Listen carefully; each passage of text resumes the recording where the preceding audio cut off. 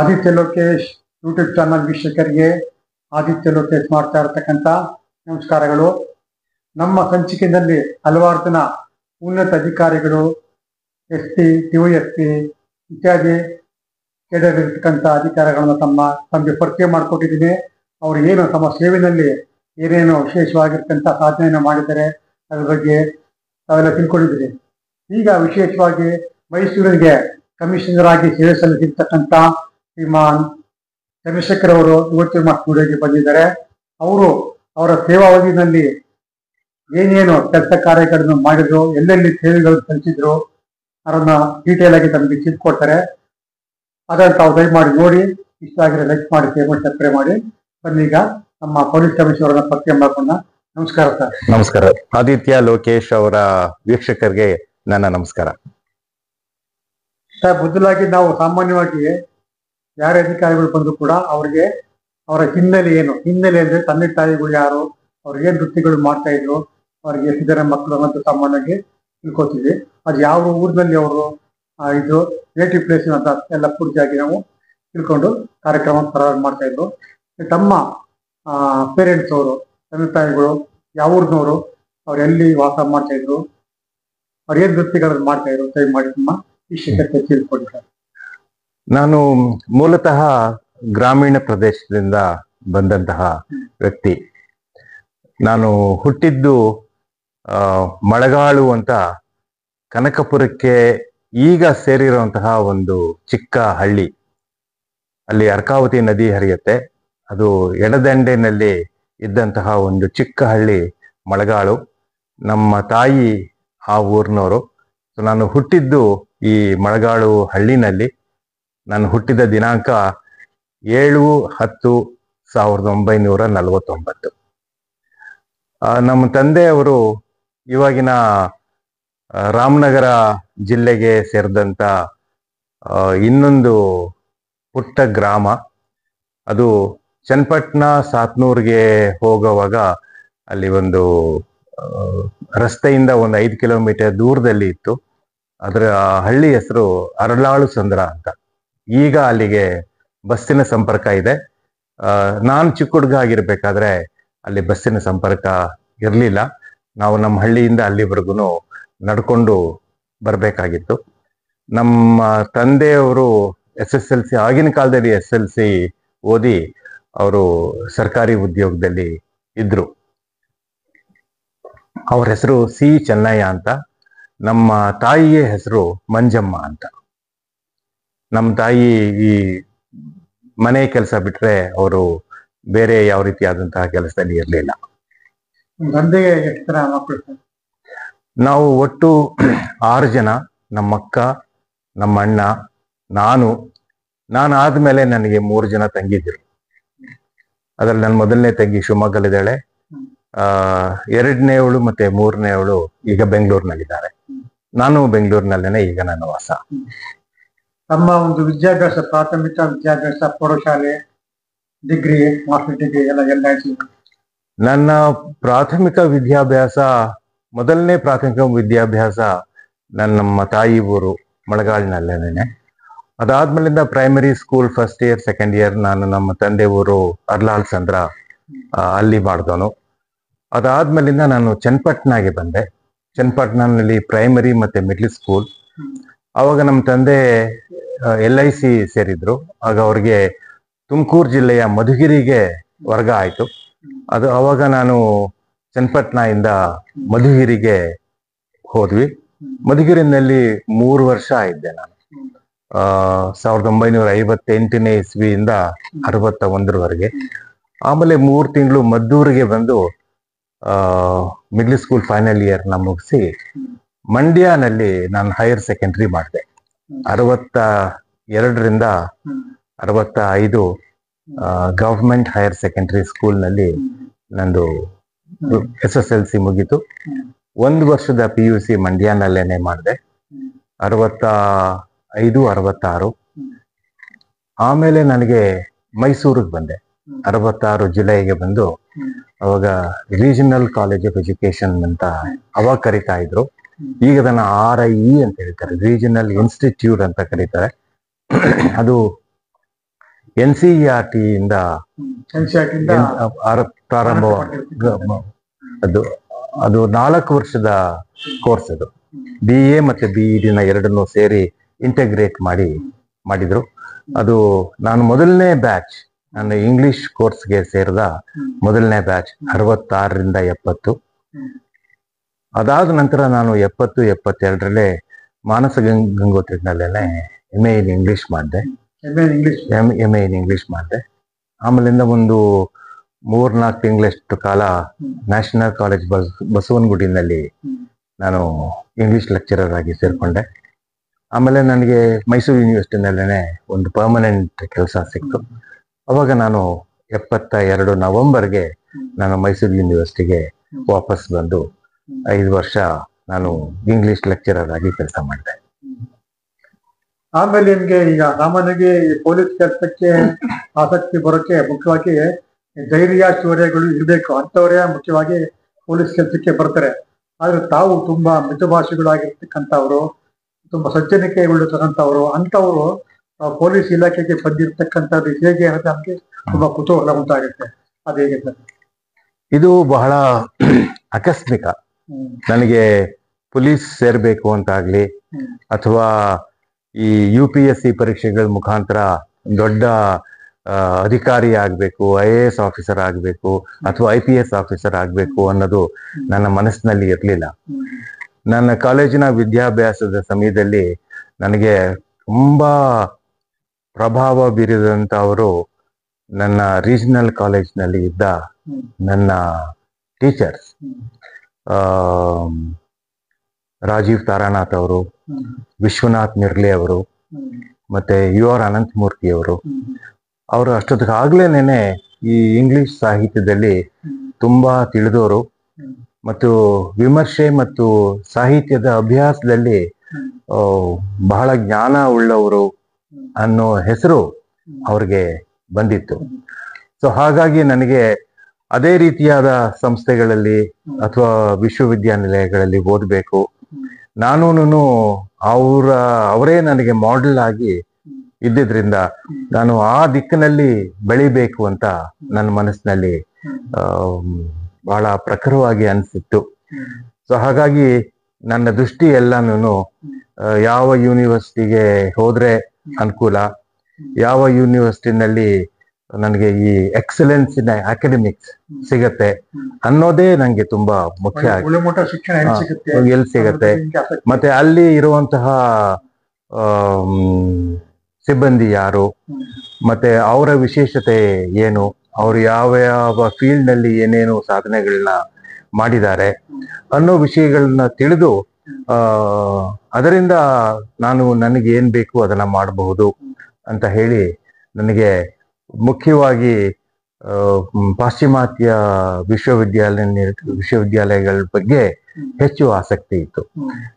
ಅಲ್ಲಿಗೆ ಹೋದ್ರೆ ಹೇಗೆ, ಅಲ್ಲಿ ಓದಿದ್ರೆ ಹೇಗೆ ಅಂತ ಹೇಳಿ ಅಲ್ಲಿಗೆ ಹೋಗ್ಬೇಕಾದ್ರೆ ಏನ್ ಮಾಡ್ಬೇಕು ಅನ್ನೋ ವಿಷಯಗಳನ್ನ ತಿಳ್ಕೊಂಡು ನನಗೆ ನನ್ನ ಟೀಚರ್ಸ್ ತರ ನಾನು ಬೆಳಿಬೇಕು ಅನ್ನೋದು ನನ್ನ ಧ್ಯೇಯ ಆಗಿತ್ತು. ಅಧಿಕಾರಿ ಆಗ್ಬೇಕು ಅನ್ನೋದು ನನ್ನ ಮನಸ್ಸಿನಲ್ಲಿ ಯಾವಾಗ್ಲೂ ಇರಲಿಲ್ಲ. ಹೇಳಿದ್ರಿ ರಾಜೀವ್ ತಾರಾನಾಥ್ ಅಂತ ಟೀಚರ್ ಇದ್ರು ಅಂತ ಹೇಳಿದ್ರಿ. ರಾಜೀವ್ ತಾರಾನಾಥ್ ತಮ್ಗೆ ಏನ್ ಸಬ್ಜೆಕ್ಟ್ ತಗೊಳ್ತಿದ್ರು ಸರ್ ಅವರು? ಅವರು ಇಂಗ್ಲಿಷ್ ಅವರು ನಾನು ಹೇಳಿದ ಎಲ್ಲಾ ಹೆಸರುಗಳು ಇಂಗ್ಲಿಷ್ ಸಾಹಿತ್ಯಕ್ಕೆ ಸಂಬಂಧಪಟ್ಟವ್ರೆ ಅಂದೇನೆ. ಅವರ ಎಕ್ಸ್ಪರ್ಟೀಸ್ ಇದ್ದಿದ್ದು ಕಾವ್ಯದಲ್ಲಿ, ಪೊಯಿಟ್ರಿನಲ್ಲಿ. ಆದ್ರೆ ಅವರು ಡ್ರಾಮಾ ಆಗ್ಲಿ, ಫಿಕ್ಷನ್ ಆಗ್ಲಿ, ಬೇರೆ ಏನೇ ಸಬ್ಜೆಕ್ಟ್ ಬಂದ್ರು ಅದನ್ನ ತುಂಬಾ ಚೆನ್ನಾಗಿ ಪಾಠ ಹೇಳ್ತಾ ಇದ್ರು. ಬಟ್ ಅವ್ರಿಗೆ ವಿಶೇಷ ಪರಿಣತಿ ಇದ್ದಿದ್ದು ಕಾವ್ಯದಲ್ಲಿ. ಸೊ ನಮಗೆ ಕಾವ್ಯದಲ್ಲಿ, ಮತ್ತೆ ನಾನು ಅವರಿಂದ ಕಲ್ತಿದ್ದು ತುಂಬಾ ಅವರು ಪದ್ಯವನ್ನ ಓದೋದ್ರಿಂದ ಒಂದು ಪದ್ಯವನ್ನ ಅರ್ಥೈಸಬಹುದು, ನನ್ನ ವಿದ್ಯಾರ್ಥಿಗಳಿಗೆ ಅರ್ಥವಾಗೋ ರೀತಿನಲ್ಲಿ ನಾನು ಒಂದು ಪದ್ಯವನ್ನ ಓದಬಹುದು, ಹಲವಾರು ಶೈಲಿಗಳಲ್ಲಿ ಪದ್ಯಗಳನ್ನ ಓದಬಹುದು. ಬೇರೆ ಬೇರೆ ಶೈಲಿಗಳಲ್ಲಿ ಓದೋದ್ರಿಂದ ಈ ಪದ್ಯನ ಬೇರೆ ಬೇರೆ ರೀತಿಯಲ್ಲಿ ಅರ್ಥ ಮಾಡ್ಕೊಳ್ಳೋಕೆ ಸಾಧ್ಯವಾ ಅನ್ನೋ ಪ್ರಶ್ನೆನ ನಮ್ಮ ಮುಂದೆ ಇಟ್ಟು ಅದನ್ನ ಅವರು ತೋರಿಸ್ತಾ ಇದ್ರು. ಸೊ ಹಾಗಾಗಿ ಬಹಳ ವಿಶೇಷವಾಗಿ ಒಂದು ಪದ್ಯವನ್ನ ನಾವು ಅನಲೈಸ್ ಮಾಡೋದು ಹೇಗೆ, ಪದ್ಯದ ಯಾವ ಯಾವ ಭಾಗಗಳನ್ನ ನಾವು ನೋಡ್ತಾ ಹೋಗ್ಬೇಕು ಅನ್ನೋದ್ರ ಬಗ್ಗೆ ವಿಶೇಷವಾದ ಆಸಕ್ತಿಯನ್ನ ಕೆರಳಿಸಿದ್ದು ನಮ್ಗೆ ರಾಜೀವ್ ತಾರಾನಾಥ್ ಅವರು. ಒಟ್ಟಲ್ಲಿ ತಾವು ಆ ಟೈಮ್ನಲ್ಲಿ ವಿದ್ಯೆನ ಯಾರು ಚೆನ್ನಾಗಿ ಹೇಳ್ಕೊಡ್ತಾರೆ ಉಪಾಧ್ಯಾಯರು, ಅವರ ನಿರೀಕ್ಷಣೆಯಲ್ಲಿ ಅವರ ಅನ್ವೇಷಣೆ ತಾವು ಹುಡುಕಿದ್ರಿ ಆ ಟೈಮ್ನಲ್ಲಿ. ಎಲ್ಲೆಲ್ಲೋ ಯಾವ ವಿದ್ಯಾರ್ಥಿ ಉಪಾಧ್ಯಾಯರು ಹುಡುಕಿದ್ರೆ ಎಂತ ಒಳ್ಳೆ. ಅದು ನನ್ನ ಅದೃಷ್ಟ. ನನ್ನ ಕಾಲೇಜಿನ ವಿದ್ಯಾಭ್ಯಾಸದ ಸಮಯದಲ್ಲಿ ನನಗೆ ಇಷ್ಟು ದೊಡ್ಡ ವ್ಯಕ್ತಿಗಳು ನನಗೆ ಟೀಚರ್ಸ್ ಆಗಿದ್ರು ಅನ್ನೋದು ನನ್ನ ಅದೃಷ್ಟ. ನನಗೆ ಸಿಕ್ಕಿದ್ದೆಲ್ಲಾನು ನಾನು ಅನುಭವಿಸ್ಕೊಂಡು ಅರಗಿಸ್ಕೊಂಡು ಬೆಳೆದು ಬಂದೆ ನಾನು. ಯಾವ ಇಷ್ಟು ಸರ್ ಅದು? ಅದು 66 ಒಳ್ಳೊಳ್ಳೆ ಉಪಾಧ್ಯಾಯರುಗಳಿದ್ರು. ಅವಾಗ ಶಿಕ್ಷಣಕ್ಕೆ ಅವರು ಮುಡಿಪಾಗಿ ಇಟ್ಕೊಂಡಿದ್ರು, ವಿದ್ಯಾರ್ಥಿಗಳಿಗೆ ಒಂದು ಸ್ನೇಹಶೀಲಾಗಿ ಇಟ್ಕೊಂಡು. ಇಲ್ಲ, ಶಿಕ್ಷಣಕ್ಕೆ ತುಂಬಾ ಮುಡುಪಾಗಿದ್ದಂತಹ ವ್ಯಕ್ತಿಗಳ ನನಗೆ ಅನುಭವ ಆಗಿದ್ದು ರೀಜನಲ್ ಕಾಲೇಜ್ನಲ್ಲಿ. ಮತ್ತೆ ನಾನು ಮೈಸೂರಿನಲ್ಲಿ ಇರೋ ಸಮಯದಲ್ಲಿ ಮಹಾರಾಜ ಕಾಲೇಜಿನಲ್ಲಿ ಎಂತೆಂಥ ವ್ಯಕ್ತಿಗಳಿದ್ರು. ಮತ್ತೆ ಅವರು ಮೈಸೂರು ವಿಶ್ವವಿದ್ಯಾಲಯದಲ್ಲಿ ಅವರು ಪಾಠ ಮಾಡ್ತಾ ಇರ್ಬೇಕಾದ್ರೆ ಆವಾಗಿನ ವಾತಾವರಣ ಹೇಗಿತ್ತು ಮತ್ತು ಯಾವ ರೀತಿಯಾದಂತಹ ವಿದ್ಯಾರ್ಥಿಗಳನ್ನ ಅವರು ತಯಾರು ಮಾಡಿದ್ರು ಅನ್ನೋ ವಿಷಯನ ನಾನು ಇದೆಲ್ಲ ಒಂಥರ ದಂತಕಥೆಗಳು ಅವ್ರ ಬಗ್ಗೆ ನಾನು ಕೇಳಿದ್ದೀನಿ. ಮತ್ತೆ ಅವ್ರು ಬರ್ದಿರೋ ಕೆಲವು ಪುಸ್ತಕಗಳನ್ನ ನಾನು ಓದಿದ್ದೀನಿ. ನಮ್ಮ ಭಾರತೀಯ ಕಾವ್ಯ ಮೀಮಾಂಸೆಯ ಬಗ್ಗೆ ಕೆಲಸ ಮಾಡಿದ್ದಂತಹ ಹಿರಿಯಣ್ಣ ಅವರು ಆರ್ಟ್ ಎಕ್ಸ್ಪೀರಿಯನ್ಸ್ ಅಂತ ಬರೆದ್ರು. ಅವರು ಮೈಸೂರಿನಲ್ಲೇ ಇದ್ದು ಅವರು ಮಹಾರಾಜ ಕಾಲೇಜಿಗೆ ಹೇಗ್ ಬರ್ತಾ ಇದ್ರು ಅಂತ. ಮತ್ತೆ ಮಹಾರಾಜ ಕಾಲೇಜಿನಲ್ಲಿ ಆಗ ಇಬ್ರು ಇಂಗ್ಲಿಷ್ ಮನ್ಗಳಿದ್ರು ಅಂತ ಅವ್ರ ಹೆಸರುಗಳನ್ನ ಕೇಳಿದ್ದೀನಿ. ಒಬ್ಬರ ಹೆಸರು ಈಗಲ್ಟನ್ ಅಂತ, ಇನ್ನೊಬ್ರು ರಾಲೋ ಅಂತ. ಅವರು ತಮ್ಮ ಒಂದು ಶಿಷ್ಯರ ಒಂದು ಹೊಸ ಪರಂಪರೆಯನ್ನೇ ಶುರು ಮಾಡಿದ್ರು ಅವರು. ಸೊ ಅವರಿಬ್ರು ಈ ಇಂಗ್ಲಿಷ್ ಮನ್ ಆಗಿದ್ರಿಂದ ಮಹಾರಾಜ ಕಾಲೇಜಿನಲ್ಲಿ ಇದ್ದ ವಾತಾವರಣ ಏನೋ. ಆಮೇಲಿಂದ DL ನರಸಿಂಹಾಚಾರ್, TM ಶ್ರೀಕಂಠಯ್ಯ, ಕುವೆಂಪು ಇವರೆಲ್ಲ ಬಂದು ಅವರು ಮಹಾರಾಜ ಕಾಲೇಜಿನಲ್ಲಿ ಯಾವ ರೀತಿಯಾದಂತಹ ವಾತಾವರಣವನ್ನ ಸೃಷ್ಟಿ ಮಾಡಿದ್ರು ಅನ್ನೋ ಮಾತನ್ನ ನಾನು ಬೇರೆ ಬೇರೆ ಜನಗಳಿಂದ ಕೇಳಿ ತಿಳ್ಕೊಂಡಿದ್ದೀನಿ. ನನಗೆ ಮಹಾರಾಜ ಕಾಲೇಜಿನಲ್ಲಿ ಅಂತ ಅನುಭವಗಳು ನನಗೆ ಬರೋಕ್ ಸಾಧ್ಯವಾಗಿಲ್ಲ. ಯಾಕೆಂದ್ರೆ ಅಷ್ಟೊತ್ತಿಗಾಗ್ಲೇನೆ ಇವರುಗಳೆಲ್ಲ ಯೂನಿವರ್ಸಿಟಿಯಿಂದ ಹೊರಗಡೆ ಹೊರಟೋಗಿದ್ರು. ಆದ್ರೆ ಆ ಪರಂಪರೆ ಒಂಥರ ಬಹಳ ಉನ್ನತ ಮಟ್ಟದ ಶಿಕ್ಷಣ ಇದ್ದಿದ್ರಿಂದ ಎಂತೆಂಥ ಜನಗಳು ಬಂದ್ರು ಅನ್ನೋದನ್ನ ನಾವು ಅದ್ರದ್ದು ಪುರಾವೆ ನಾವು ನೋಡ್ತೇವೆ. ಈಗ ರಾಧಾಕೃಷ್ಣನ್ ಬಂದ್ರು, ಮತ್ತೆ ನಮ್ಮ ಮೈಸೂರು ಮಹಾರಾಜ ಕಾಲೇಜಿನಲ್ಲಿ ಓದಂತಹ HY ಶಾರದಾ ಪ್ರಸಾದ್ ಇದ್ರು, ಮತ್ತೆ ನಮ್ಮ ಸತ್ಯನ್ ಇದ್ರು. ಅವರು ಅಂತಾರಾಷ್ಟ್ರೀಯ ಮಟ್ಟದಲ್ಲಿ ಫೋಟೋಗ್ರಫಿನಲ್ಲಿ ಬಹಳ ಹೆಸರು ಪಡೆದಂತಹವರು ಸತ್ಯನ್ ಇದ್ರು. ಸೊ ಹೀಗಾಗಿ ಅಂತಾರಾಷ್ಟ್ರೀಯ ಮಟ್ಟದಲ್ಲಿ ವಿಶೇಷವಾದ ಹೆಸರುಗಳನ್ನ ಪಡೆದಂತಹ ವ್ಯಕ್ತಿಗಳು ಮಹಾರಾಜ ಕಾಲೇಜಿನ ಪ್ರಾಡಕ್ಟ್ ಆಗಿ ಬಂದ್ರು. ಅಂದ್ರೆ ಅವಾಗ ಮೈಸೂರು ವಿಶ್ವವಿದ್ಯಾಲಯ ಬಂದ ಮೇಲೆ ಈ ಎಷ್ಟು ಡೆಡಿಕೇಶನ್ ಇದ್ದಂತಹ ಟೀಚರ್ಸ್ ಇದ್ರು, ಮತ್ತೆ ಅವರು ಎಷ್ಟು ನಿಷ್ಠೆಯಿಂದ ಪಾಠ ಹೇಳಿದ್ರು, ಮತ್ತೆ ಅವರಲ್ಲಿ ಯಾವ ರೀತಿಯಾದಂತಹ ವಿದ್ವತ್ತಿತ್ತು, ಆ ವಿದ್ವತ್ತನ್ನ ಉಪಯೋಗಿಸ್ಕೊಂಡಂತಹ ಹೊಸ ಪೀಳಿಗೆ ಹೇಗೆ ಬೆಳೆದು ಬಂತು ಅನ್ನೋದನ್ನ ನೀವು ಈ ಮಹಾರಾಜ ಕಾಲೇಜಿನ 30ರ ದಶಕ 40ರ ದಶಕ ನೋಡಿದ್ರೆ ನಿಮ್ಗೆ ಈ ಹೆಸರುಗಳೆಲ್ಲ ಕೇಳಿ ಬರುತ್ತೆ. ಆ ವ್ಯಕ್ತಿಗಳೆಲ್ಲರೂ ಈಗ ಇಂಗ್ಲಿಷ್ ನಲ್ಲಿ ಹೇಳೋದಾದ್ರೆ ದೇ ಹ್ಯಾವ್ ಬಿಕಮ್ ಹಿಸ್ಟ್ರಿ. ಅವ್ರ್ಯಾರು ನಮ್ ಜೊತೆ ಇಲ್ಲ ಇವಾಗ. ಅವಾಗ ಗುರು ಶಿಕ್ಷರ ಪರಂಪರೆ ತುಂಬಾ ಚೆನ್ನಾಗಿತ್ತು. ಬಹಳ ದೊಡ್ಡದಾಗಿ ಗುರುಗಳಿಗೆ ವಿದ್ಯಾರ್ಥಿಗಳಿಗೆ ಹೆಚ್ಚಿನಾಗಿ ಹೇಳ್ಕೊಡ್ಬೇಕು, ವಿದ್ಯಾರ್ಥಿಗಳು ಹೆಚ್ಚಿನ ಗುರುಗಳಿಂದ ಕಲಿಬೇಕು ಆಸಕ್ತಿ ಅವಾಗ ಇತ್ತು. ಮತ್ತೆ ತಮ್ಮ ಏನೇನ್ ಸಿಕ್ತು ಅದನ್ನೆಲ್ಲನೂ ಹೀರ್ಕೊಳ್ಳುವಂತ ಶಕ್ತಿನೂ ವಿದ್ಯಾರ್ಥಿಗಳಲ್ಲಿ ಇತ್ತು. ಕಲಿಬೇಕು ಅಂತ ಇತ್ತು. ಮತ್ತೆ ಅವರೂ ಸಹ ಹೆಚ್ಚು ಆಸಕ್ತಿಯಿಂದ ಹೆಚ್ಚು ನಿಷ್ಠೆಯಿಂದ ಅವರು ಕಲಿತರು. ಗುರುಭಕ್ತಿ ಅಂತ ಹೇಳೋದಿಲ್ಲ, ಗುರುಭಕ್ತಿನೂ ಇತ್ತು, ವಿಷಯದ ಬಗ್ಗೆ ಪ್ರಜ್ಞೆನೂ ಇತ್ತು, ಮತ್ತೆ ಅದನ್ನು ತಿಳ್ಕೋಬೇಕು ಅನ್ನೋ ವಿಶೇಷವಾದ ಆಸಕ್ತಿನೂ ಇತ್ತು. ಹಾಗಾಗಿ ಆ ಪೀಳಿಗೆ ಆ ಪರಂಪರೆ ದುರದೃಷ್ಟವಶಾತ್ ಈಗ ಸಿಗಲ್ಲ ಆ ಥರದ್ದು. ಅಂದ್ರೆ ಒಳ್ಳೆ ಗುರು ಪರಂಪರೆಯಲ್ಲಿ ತಾವು ಮಿಂದು ಬಂದಿದ್ದೀರಿ ತಾವು. ಸೊ ಒಳ್ಳೆ ಶಿಕ್ಷಣ ಪಡೆದು ಒಳ್ಳೆ ಸುಸಂಸ್ಕೃತಿಯನ್ನ ಪಡೆದಿರ್ತಕ್ಕಂಥ ತಾವು. ಈ ಪರಿಸ್ಥಿತಿ ಬೇಕಾಗ್ತೀವೋ ಹೆಂಗೆ ಇದೊಂದು ಪೊಲೀಸ್ ಇಲಾಖೆ ಕಡೆಗೆ ಟರ್ನ್ ಆಯ್ತು ಅನ್ನೋದೇ ನಮ್ಗೆ ತುಂಬಾ ವಿಸ್ಮಯ ವಿಚಾರ. ಇದು ಒಂದು ರೀತಿನಲ್ಲಿ ಅದೇನೋ ದುಃಖ ಅಂತ ಹೇಳ್ಬೇಕು, ದುರಂತ ಅಂತ ಹೇಳ್ಬೇಕು ಗೊತ್ತಿಲ್ಲ. ನನಗೆ 2 ಅವಕಾಶ ಸಿಕ್ತು. ನಾನು ಮೈಸೂರನ್ನ ಬಿಟ್ಟು ಉನ್ನತ ಶಿಕ್ಷಣಕ್ಕೆ ಹೋಗೋದಿಕ್ಕೆ 2 ಅವಕಾಶಗಳಿತ್ತು. ನಾನು ರೀಜನಲ್ ಕಾಲೇಜಿನಲ್ಲಿ ಓದ್ತಾ ಇರ್ಬೇಕಾದ್ರೆ ನಮಗೆ ಒಬ್ರು ಇಂಗ್ಲಿಷ್ ಮನ್ ನಮ್ಮ ಟೀಚರ್ ಆಗಿದ್ರು. ಅವ್ರ ಹೆಸರು ಡಾನ್ ಬರ್ನ್ ಅಂತ. ಅವರು ಬ್ರಿಟಿಷ್ ಕೌನ್ಸಿಲ್ ನಿಂದ ಬಂದಂಥವ್ರು. ಅವರು ನಮಗೆ ಫೊನೆಟಿಕ್ಸ್ ಅನ್ನೋ ಒಂದು ವಿಷಯವನ್ನ ನಮಗೆ ಮಾಡಿದ್ರು. ಅಂದ್ರೆ ಅದು ಇಂಗ್ಲಿಷ್ ಉಚ್ಚಾರಣೆ, ಇಂಗ್ಲಿಷ್ನ ನೇಟಿವ್ ಸ್ಪೀಕರ್ಸ್ ತರ ಮಾತನಾಡೋ ಪ್ರಯತ್ನ ಅದು.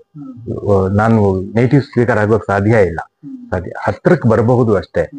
ನಾನು ಇಂಗ್ಲಿಷ್ ಭಾಷೆಯ ಪ್ರಯೋಗ ಉಚ್ಚಾರಣೆಯಿಂದ ಬೇರೆಯವ್ರಿಗಿಂತ ಸುಲಭವಾಗಿ ಅವ್ರಿಗೆ ಅರ್ಥವಾಗೋ ರೀತಿಯಲ್ಲಿ ಮಾತನಾಡೋದಿಕ್ಕೆ ಒಳ್ಳೆ ಉಚ್ಚಾರಣೆಯಿಂದ ಕಮ್ಯುನಿಕೇಶನ್ ಸಾಧ್ಯ.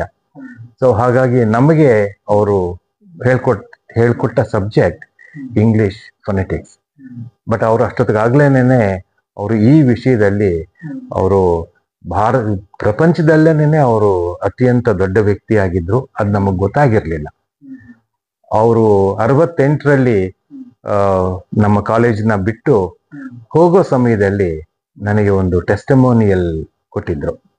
ನಾನು ಅವರ ವಿಷಯವನ್ನ ಹೇಗೆ ಕಲಿತೆ ಅನ್ನೋದ್ರ ಬಗ್ಗೆ ಒಂದು ಚಿಕ್ಕ ವಿಶ್ಲೇಷಣೆ ಮಾಡ್ತಾ ಅವರು ಅದನ್ನ ಕೊಟ್ಟ ಮೇಲೆ ಹೇಳಿದ್ರು, ನೋಡು, ಮುಂದೆ ಈ ಬ್ರಿಟಿಷ್ ಕೌನ್ಸಿಲ್ ಸ್ಕಾಲರ್ಶಿಪ್ ಅಥವಾ ಫೆಲೋಶಿಪ್ ಅಂತ ಅಡ್ವರ್ಟೈಸ್ ಮಾಡ್ತಾರೆ. ನಿನಗೆ ಯಾವಾಗ್ಲಾದ್ರೂ ಹೈಯರ್ ಎಜುಕೇಶನ್ಗೆ ಬೇಕು ಅಂತಂದ್ರೆ ಈ ಪತ್ರವನ್ನ ಅವ್ರಿಗೆ ತೋರ್ಸು ಅಂತ ಹೇಳಿದ್ರು. ತೋರ್ಸು ಅಂತ ಹೇಳಿದ್ರು ಅಷ್ಟೇ. ಆದ್ರೆ ಡಾನ್ ಬರ್ನ್ ಯಾರು, ಡಾನ್ ಬರ್ನ್ ಒಂದು ಈ ರೀತಿಯಾದ ಟೆಸ್ಟಿಮೋನಿಯಲ್ ಕೊಟ್ರೆ ಸೊ ಅದ್ರ ಬೆಲೆ ಏನು ಅನ್ನೋ ಕಲ್ಪನೆ ನನಗಿರ್ಲಿಲ್ಲ. ಯಾಕೆಂದ್ರೆ ಡಾನ್ ಬರ್ನ್ ಎಷ್ಟು ದೊಡ್ಡವರು ಅನ್ನೋದು ನಮಗೆ ಗೊತ್ತಿರ್ಲಿಲ್ಲ. ಅದು ಗೊತ್ತಾಗಿದ್ದು ನನಗೆ ಬಹಳ ದಿನಗಳ ನಂತರ. ಸೊ ನಾನು ಯೂನಿವರ್ಸಿಟಿಗೆ ಬರೆದು ಕೇಳ್ತಾ ಇದ್ದೆ, ಈ ರೀತಿ ಇದೆ, ನನ್ನ ಅಪ್ಲಿಕೇಶನ್ ಅನ್ನ ಬ್ರಿಟಿಷ್ ಕೌನ್ಸಿಲ್ಗೆ ಕಳಿಸ್ಕೊಡಿ ಅಂತ. 2 ವರ್ಷ ನಮ್ಮ ಯೂನಿವರ್ಸಿಟಿನವರು ಕಳಿಸ್ಕೊಡ್ಲೇ ಇಲ್ಲ. ಹೋಗಿ ಅವ್ರ ಜೊತೆ ಜಗಳ ಮಾಡಿದೆ. ಜಗಳ ಮಾಡಿದಾಗ ಅಯ್ಯೋ ಇವನ್ ಜೊತೆ ಸಹವಾಸ ಸರಿ ಇಲ್ಲ, ಇವನೇನೋ ಮಾಡ್ತಾನೆ ಅನ್ಕೊಂಡು ಕೊನೆಗೆ 3ನೇ ವರ್ಷ ನನ್ನ ಅಪ್ಲಿಕೇಶನ್ ಅನ್ನ ಕಳಿಸ್ಕೊಟ್ರು. ಆದ್ರೆ ಕೊನೆಯಲ್ಲಿ ಅವರು ಒಂದು ಚಿಕ್ಕ ಪ್ಯಾರಾಗ್ರಾಫ್ ಬರೆದ್ರು. ಅದೇನಪ್ಪಾ ಅಂತಂದ್ರೆ, the university cannot commit itself that year's leave would be granted to Mr. C. Chandrasekhar in case he is awarded the fellowship ಅಂತ ಹೇಳಿದ್ರು. ಅಂದ್ರೆ ಇವ್ರಿಗೆ ಈ ಸ್ಕಾಲರ್ಶಿಪ್ ಸಿಕ್ಕಿದ್ರು ಸಹ ನಾವು ಇವರನ್ನ ನಿಮ್ಮ ಇಂಗ್ಲಿಷ್ ಯೂನಿವರ್ಸಿಟಿಗೆ ಕಳಿಸ್ಕೊಡ್ತೀವಿ ಅನ್ನೋದಕ್ಕೆ ನಮ್ಮ ಹತ್ರ ಯಾವ ರೀತಿಯಾದಂತಹ ಅಶ್ಯೂರೆನ್ಸ್ ನಾವು ಕೊಡಕ್ ಆಗಲ್ಲ. ಸೊ ನಾನು ಹೇಳ್ದೆ ಈ ರೀತಿಯ, ನಾನು ಏನ್ ಹೇಳಿ, ಅದು ಇಲ್ಲಿ ಇದು ಬೆಳೆದು ಬಂದಿರೋಂತಹ ಇನ್ನೊಂದು ಪರಂಪರೆ ಅಂತ ಹೇಳ್ಬೇಕಾಗತ್ತೆ ಅಷ್ಟೇನೆ. ನಾನು ಹೋಗಿ ಹೇಳ್ದೆ, ಈ ರೀತಿ ಯಾಕೆ ಬರೆದ್ರಿ, ಇದನ್ನ ಯೂನಿವರ್ಸಿಟಿಯಿಂದ ಒಂದು ಕಮಿಟ್ಮೆಂಟ್ ಇಲ್ಲದೆ ಹೋದ್ರೆ ಬ್ರಿಟಿಷ್ ಕೌನ್ಸಿಲ್ ನನ್ನ ಅಪ್ಲಿಕೇಶನ್ ಹರಿದಾಕ್ಬಿಟ್ಟು ಕಸದ ಬುಟ್ಟಿಗೆ ಬಿಸಾಕ್ತಾರೆ ಅಂತ ಹೇಳಿದೆ. ಅದಕ್ಕೆ ಇಲ್ಲ ನಾವು ಏನು ಮಾಡಕ್ ಆಗ್ತಿರ್ಲಿಲ್ಲ, ಯಾಕೆಂದ್ರೆ ನಮ್ಮ ಯೂನಿವರ್ಸಿಟಿನಲ್ಲಿ ಇವಾಗ ಸಿಂಡಿಕೇಟ್, ಸೆನೆಟ್ ಇವು ಏನೂ ಇರ್ಲಿಲ್ಲ, ಹಾಗೆ ಹೀಗೆ ಅನ್ಕೊಂಡು ಏನೋ ಹೇಳಿದ್ರು. ಆಮೇಲೆ ನೀವು ಬರಿಬೋದಾಗಿತ್ತು, in the absence of academic bodies like the syndicate and senate, the matter has to be referred to the government. In the meantime, the application may be given full consideration ಅಂತ ನೀವು ಹೇಳಿದಿದ್ರೆ ಬ್ರಿಟಿಷ್ ಕೌನ್ಸಿಲ್ ನನ್ನ ಅರ್ಜಿಯನ್ನ ಸ್ವೀಕಾರ ಮಾಡ್ತಾ ಇದ್ರು. ಈಗ ನನಗೆ ಅವರು ನನ್ನನ್ನು ಸೆಲೆಕ್ಟ್ ಮಾಡಿ ನೀವು ನನ್ನನ್ನು ಕಳಿಸದೆ ಹೋದ್ರೆ ಅದು ಆ ವರ್ಷ ಫೇಲ್ ಆಗ್ಬಿಡತ್ತೆ. ಇನ್ನೊಬ್ಬ ವ್ಯಕ್ತಿಗೆ ಫೆಲೋಶಿಪ್ ಸಿಗ್ತಾ ಇದ್ದಿದ್ದು ಆ ಅವಕಾಶ ಕಳೆದೋಗ್ಬಿಡತ್ತೆ ಅಂತ ನಾನು ಹೇಳಿದೆ. ಅದಕ್ಕೆ ಅವ್ರು ಏನೋ ನೆವ ಕೊಟ್ಟರು, ಅದು ಆಗ್ಲೇ ಇಲ್ಲ. ಆಮೇಲಿಂದ ನನಗೆ ಇನ್ನೊಂದು, ನಾನು ಮರಾಠವಾಡ ಯೂನಿವರ್ಸಿಟಿಗೆ ಒಂದು ಸಮ್ಮರ್ ಸ್ಕೂಲ್ಗೆ ಹೋಗಿದ್ದೆ. ಅವಾಗ ಅಲ್ಲಿ ನನ್ನ ಪರ್ಫಾರ್ಮೆನ್ಸ್ ತುಂಬಾ ಚೆನ್ನಾಗಿತ್ತು ಅಂತ ಹೇಳ್ಬಿಟ್ಟು ಯೂನಿವರ್ಸಿಟಿ ಗ್ರಾಂಟ್ಸ್ ಕಮಿಷನ್ ನಿಂದ ನನಗೆ ಒಂದು ಪತ್ರ ಬಂತು. ನೀನು ಮರಾಠವಾಡ ಯೂನಿವರ್ಸಿಟಿನಲ್ಲಿ ನಿನ್ನ ಪರ್ಫಾರ್ಮೆನ್ಸ್ ಬಹಳ ಔಟ್ಸ್ಟ್ಯಾಂಡಿಂಗ್ ಅಂತ ನಾವು ಕನ್ಸಿಡರ್ ಮಾಡಿದ್ದೀವಿ. ನಾವು ಇಡೀ ಭಾರತದಲ್ಲಿ ಆದ ಸಮರ್ ಸ್ಕೂಲ್ನ ಯಾರ್ಯಾರು ಎಷ್ಟರ ಮಟ್ಟಿಗೆ ಅವರು ಪರ್ಫಾರ್ಮ್ ಮಾಡಿದ್ರು ಅನ್ನೋದನ್ನ ಒಂದು ಮೆರಿಟ್ ಲಿಸ್ಟ್ ಮಾಡಿದ್ದೀವಿ. ಆ ಲಿಸ್ಟ್ ನಲ್ಲಿ 18 ಜನರಲ್ಲಿ ನೀನು 4ನೇಯವನು. ಅದನ್ನ ನಾವು ನಿನಗೆ ಒಂದು ಫೆಲೋಶಿಪ್ ನ ಕೊಡ್ತಾ ಇದ್ದೀವಿ. ನಾನು ಅದಕ್ಕೆ ಅರ್ಜಿ ಸಲ್ಲಿಸಲಿಲ್ಲ, ಅವರೇ ಹೇಳಿದ್ರು ನಾವು ನಿಮ್ಗೊಂದು ಫೆಲೋಶಿಪ್ ಕೊಡ್ತಾ ಇದ್ದೀವಿ. ಈ ಫೆಲೋಶಿಪ್ ನ ನೀನು ಉಪಯೋಗಿಸ್ಕೊಂಡು ನೀನು CIE ಅಂದ್ರೆ central institute of English Hyderabad ಅಲ್ಲಿ ಹೋಗಿ ನೀನು ನಿನ್ನೊಂದು ಪೋಸ್ಟ್ ಗ್ರಾಡ್ಯುಯೇಟ್ ಡಿಪ್ಲೊಮಾ ನೀನು ಮಾಡಬಹುದು. 2 ವಿಷಯದ ಬಗ್ಗೆ ಮಾಡ್ಬೋದು ನೀನು. ಒಂದು ಇಂಗ್ಲಿಷ್ ಸ್ಟಡೀಸ್ ಅಂತ ಮಾಡ್ಕೋಬಹುದು, ಅಥವಾ teaching of English as a foreign language. ನಿನಗೆ ಯಾವ್ದು ಆಸಕ್ತಿ ಅದ್ರ ಪ್ರಕಾರ ನೀವು ಮಾಡ್ಕೋಬಹುದು ಅಂತ ಹೇಳಿದ್ರು. ನನ್ಗೆ ಅಷ್ಟೊತ್ತಿಗಾಗ್ಲೇನೆ ಈ teaching of English as a foreign language ಬಗ್ಗೆ ಇದ್ದ ಆಸಕ್ತಿ ಕಮ್ಮಿ ಆಗಿ ನಾನು ಇಂಗ್ಲಿಷ್ ಸಾಹಿತ್ಯದ ಬಗ್ಗೆ ನನ್ನನ್ನೇ ನಾನು ಎಷ್ಟರ ಮಟ್ಟಿಗೆ ಮುಳುಗಿಸ್ಕೊಂಡಿರೋಕ್ ಸಾಧ್ಯ ಹಾಗಿದ್ದೆ ನಾನು. ಮತ್ತೆ ಅದೇ ಸಮಯದಲ್ಲಿ ನನ್ನ ಗುರುಗಳು ರಾಜೀವ್ ತಾರಾನಾಥ್ ಅವರು ಹೈದರಾಬಾದ್ ನಲ್ಲಿ ಇದ್ರು, ಇದೇ ಸೇಮ್ ಈ ಇನ್ಸ್ಟಿಟ್ಯೂಟ್ ನಲ್ಲಿ. ಈಗ ಅದನ್ನೇ ಒಂದು ಡೀಮ್ಡ್ ಯೂನಿವರ್ಸಿಟಿ ಆಗಿಬಿಟ್ಟಿದೆ. ಸೆಂಟ್ರಲ್ ಇನ್ಸ್ಟಿಟ್ಯೂಟ್ ಆಫ್ ಇಂಗ್ಲಿಷ್ ಅಂತ ಆಗಿದ್ದು central institute of English and foreign languages ಅಂತ ಆಯಿತು. ಅದ್ರ ಮುಖಾಂತರ ನಾನು ನನ್ನ ವಿದ್ಯಾಭ್ಯಾಸನ ಇನ್ನು ಮುಂದುವರಿಸ್ಕೊಂಡು ಹೋಗ್ಬೋದು ಅನ್ನೋ ಒಂದು ಆಸೆ ಇತ್ತು. ಆದ್ರೆ ಯೂನಿವರ್ಸಿಟಿ ಗ್ರಾಂಟ್ಸ್ ಕಮಿಷನ್ ಬರೆದ ಪತ್ರದಲ್ಲಿ ಅವ್ರದ್ದು ಒಂದು ನಿಬಂಧನೆ ಇತ್ತು. ಅದೇನಪ್ಪಾ ಅಂತಂದ್ರೆ ನನಗೆ ಯೂನಿವರ್ಸಿಟಿ ಲೀವ್ ವಿತ್ ಸ್ಯಾಲರಿ ಕೊಡಬೇಕು ಅಂತ ಇತ್ತು. ನನಗೇನೇನೋ ಸಾಂಸಾರಿಕ ಜವಾಬ್ದಾರಿಗಳಿತ್ತು. ಅವರು ನನಗೆ ಕೊಟ್ಟಿದ್ದು ಬರೀ 300 ರೂಪಾಯಿ ಮಾತ್ರ. ಆ 300 ರೂಪಾಯಿನಲ್ಲಿ ನಾನು ಹೈದರಾಬಾದ್ ನಲ್ಲಿ ಇರ್ಬೋದಾಗಿದ್ದೆ ಹೊರತು ನನ್ನ ಬೇರೆ ತರದ ಜವಾಬ್ದಾರಿಗಳನ್ನ ನಾನು ನಿರ್ವಹಿಸೋದಕ್ಕೆ ಸಾಧ್ಯವಾಗ್ತಾ ಇರಲಿಲ್ಲ. ಸೊ ನಾನು ತುಂಬಾ ಆವಾಗಿನ ಕಾಲದಲ್ಲಿ DVRS ಅವ್ರನ್ನ ಭೇಟಿ ಮಾಡಿದೆ. ಅವ್ರು ಹೇಳಿದ್ರು, ನೀನು ಆಲ್ ಇಂಡಿಯಾ ಲಿಸ್ಟ್ ನಲ್ಲಿ ನಂಬರ್ 4 ಅಂತ ನೋಡ್ತೀವಿ ಅಂದ್ರೆ ನಿನ್ ಬಗ್ಗೆ ತುಂಬಾ ಹೆಮ್ಮೆ ಬರುತ್ತೆ. We are so proud and happy ಅಂತೆಲ್ಲ ಹೇಳ್ಬಿಟ್ಟು, ಇದುವರೆಗೆ ಯೂನಿವರ್ಸಿಟಿನಲ್ಲಿ ಈ ತರದ್ದು ಒಂದು ಘಟನೆ ಆಗಿಲ್ಲದೆ ಹೋದ್ರೆ ನಾವೊಂದು ಸೃಷ್ಟಿ ಮಾಡೋಣ, if there is no precedent will create one ಅಂತ ಅರಸು ಅವರು ನನಗೆ ಹೇಳಿದಂತಹ ಮಾತು. ಹಂಗಾಗ್ಲಿಲ್ಲ. ಕೊನೆಗೆ ಯೂನಿವರ್ಸಿಟಿನವರು ನಾವು ಬರೀ ನಿನಗೆ ಹೋಗೋದಿಕ್ಕೆ ನಿನಗೆ ರಜವನ್ನು ಮಾತ್ರ ಕೊಡ್ತೇವೆ ಹೊರತು ರಜಾ ಮತ್ತೆ ಸಂಬಳ ಎರಡನ್ನೂ ಕೊಡೋದಿಕ್ಕೆ ಸಾಧ್ಯ ಆಗೋದಿಲ್ಲ ಅಂತ ಹೇಳಿದ್ರು. ನಾನು ಹೇಳಿದೆ, ನೋಡಿ ಇದರಲ್ಲಿ ಯೂನಿವರ್ಸಿಟಿ ಗ್ರಾಂಟ್ಸ್ ಕಮಿಷನ್ ನಲ್ಲಿ ಒಂದು ಸ್ಪೆಷಲ್ ಕಾರ್ಯಕ್ರಮ ಇದೆ, ಕ್ವಿಪ್ ಅಂತ, ಕ್ವಾಲಿಟಿ ಇಂಪ್ರೂವ್ಮೆಂಟ್ ಪ್ರೋಗ್ರಾಮ್ ಅಂತ ಇದೆ. ಅದ್ರ ಪ್ರಕಾರ ನನ್ನ ಜಾಗದಲ್ಲಿ ನೀವು ಹೊಸದಾಗಿ ಯಾರನ್ನ ಅಪಾಯಿಂಟ್ ಮಾಡ್ತೀರಿ ಅವ್ರ ಅರ್ಧ ಸಂಬಳನ ಯೂನಿವರ್ಸಿಟಿ ಗ್ರಾಂಟ್ಸ್ ಕಮಿಷನ್ ಕೊಡುತ್ತೆ. ಸೊ ನನಗೆ 500 ರೂಪಾಯಿ ಕೊಡೋದ್ರ ಬದಲು ಇನ್ನೊಬ್ರಿಗೆ ನೀವು ಬರೀ 250 ರೂಪಾಯಿ ಮಾತ್ರ ನೀವು ಕೊಡಬಹುದು. ನಿಮ್ಮ ಯೂನಿವರ್ಸಿಟಿಗೆ ಈ ಸ್ಕೀಮ್ ನಲ್ಲಿ ನಿಮ್ಗೆ ಲಾಭ ಅಂತ ನಾನು ಹೇಳಿದೆ. ನಾನು ಹೆಚ್ಚು ಕಡಿಮೆ ನನಗೆ ಯೂನಿವರ್ಸಿಟಿ ಗ್ರಾಂಟ್ಸ್ ಕಮಿಷನ್ ಎಷ್ಟು ಫೆಲೋಶಿಪ್ ಕೊಡ್ತಾ ಇದೆ ಅಷ್ಟು ಹಣ ನಿಮಗೆ ಸೇವ್ ಆಗತ್ತೆ ಅಂತ ನಾನು ಹೇಳಿದೆ. ಆದ್ರೆ ಅವರು ಅದನ್ನ ಒಪ್ಪಲಿಲ್ಲ. ಹಾಗಾಗಿ ನಾನು ವಾಪಸ್ ಇದೇನು ಈ ಯೂನಿವರ್ಸಿಟಿನಲ್ಲಿ ನನಗೆ ಪ್ರತಿಭೆ ಇದ್ರೂ ಅವಕಾಶ ಇದ್ರೂ ನಾನು ಒಬ್ಬ ಬರೀ ಲೆಕ್ಚರರ್ ಆಗೇನೇನೆ ನಾನು ಇಲ್ಲಿ ಕೊಳಿಬೇಕು, ಸೊ ನಾನು ಏನ್ ಮಾಡೋಕ್ಕೆ ಸಾಧ್ಯ ಅಂತ ಇದ್ದೆ. ಅವಾಗ ನಾನು ಮಂಡ್ಯದಿಂದ ಮೈಸೂರಿಗೆ ದಿನ ಓಡಾಡ್ತಾ ಇದ್ದೆ. ನನ್ನ ಸ್ನೇಹಿತರೊಬ್ರು ಖಾದ್ರಿ ಅಂತ ಇದ್ರು. ಅವ್ರು ನನ್ಗೆ ಯಾವಾಗ್ಲೂ ಹೇಳೋರು, ನೀನು ಸುಮ್ನೆ ಯೂನಿವರ್ಸಿಟಿ ಅಂತ ಹೇಳ್ಕೊಂಡು ನೀನು ಸುಮ್ನೆ ನಿನ್ನ ಕಾಲವನ್ನು ವ್ಯರ್ಥ ಮಾಡ್ತಾ ಇದೀಯಾ, ನೀನು ಸುಲಭವಾಗಿ ಒಂದು ಅಧಿಕಾರಿ ಆಗ್ಬೋದು ಹಾಗೆ ಹೀಗೆ ಅಂತ. ನಾನು ಅವ್ರ ಜೊತೆ ಜಗಳ ಮಾಡ್ತಾ ಇದ್ದೆ. ನಾನು ಬಹಳ ಬೇಸರದಿಂದ ಅವತ್ತು ಮನೆಗೆ ಹೋದಾಗ, ಯಾತಕ್ಕೆ ನಿನ್ ಮುಖ ಇಷ್ಟು ಸಪ್ಪೆ ಆಗಿದೆ ಅಂತಂದ್ರು. ಈಗ ಒಂದು ಅವಕಾಶ ಸಿಕ್ಕಿದ್ರೆ ಒಂದು ಏನಾಗ್ಬೋದಾಗಿತ್ತು ನಿಮ್ ಕಲ್ಪನೆ ಇತ್ತು?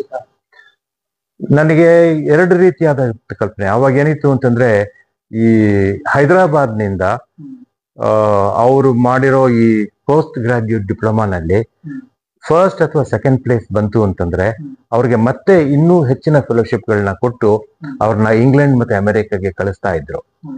ನನಗೆ ಅವ್ರು ಮಾಡೋ ಪರೀಕ್ಷೆಗಳಲ್ಲಿ ಪಾಸ್ ಆಗಿ ಫಸ್ಟ್ ಅಥವಾ ಸೆಕೆಂಡ್ ಬರೋದಕ್ಕೆ ನಾನು ಪ್ರಯತ್ನ ಮಾಡಬಹುದು. ಅದರಿಂದ ನಾನು ವೆಸ್ಟರ್ನ್ ಯೂನಿವರ್ಸಿಟೀಸ್ ನಲ್ಲಿ ಓದೋ ಒಂದು ಅವಕಾಶ ಅಂತ ನಾನು ಅದಕ್ಕೆ ಕನಸು ಕಾಣ್ತಾ ಇದ್ದೆ. ಅದು ಸಾಧ್ಯ ಆಗ್ಬೋದು ಅನ್ನೋದು ನನ್ನ ಮನಸ್ಸಿನಲ್ಲಿತ್ತು. ಸೊ ನನಗೆ ಹೈದರಾಬಾದ್ಗೆ ಹೋಗೋಕೆ ಸಾಧ್ಯವಾಗಿಲ್ಲದೆ ಇರೋದ್ರಿಂದ ವೆಸ್ಟರ್ನ್ ಯೂನಿವರ್ಸಿಟೀಸ್ಗೆ ಹೋಗೋಕೆ ಸಾಧ್ಯವಾಗ್ಲಿಲ್ಲ. ಒಂದು ಚಾನ್ಸ್ ವೆಸ್ಟರ್ನ್ ಯೂನಿವರ್ಸಿಟಿಗೆ ಹೋಗಿದ್ರೆ ಮುಂದೆ ತಾವೇನಾಗ್ಬೋದಾಗಿತ್ತು? ಅಲ್ಲ, ಆ ಥರದ್ದು ಒಂದು ಸಂದರ್ಭ ಬಂದಿತ್ತು. ಅದನ್ನ ನಾನು ಉಪಯೋಗಿಸ್ಕೊಳಕ್ ಆಗ್ಲಿಲ್ಲ. ಅವಾಗ ವೆಸ್ಟರ್ನ್ ಯೂನಿವರ್ಸಿಟಿನಲ್ಲಿ, ಅದರಲ್ಲೂ ಮುಖ್ಯವಾಗಿ ಅಮೆರಿಕನ್ ಯೂನಿವರ್ಸಿಟೀಸ್ ನಲ್ಲಿ ಓದಬೇಕು ಅಂತ ಇತ್ತು ಅಂತಂದ್ರೆ 2 ರೀತಿಯಾದಂತಹ ಪರೀಕ್ಷೆ ಬರೀಬೇಕಾಗಿತ್ತು. ಟೊಫೆಲ್ ಅಂತ ಒಂದು ಬರೀಬೇಕಿತ್ತು, test of English as a foreign language ಅಂತ. ಮತ್ತೆ GRE ಅಂತ ಇತ್ತು, ಗ್ರಾಜ್ಯುಯೇಟ್ ರೆಕಾರ್ಡ್ ಎಕ್ಸಾಮಿನೇಷನ್ ಅಂತ.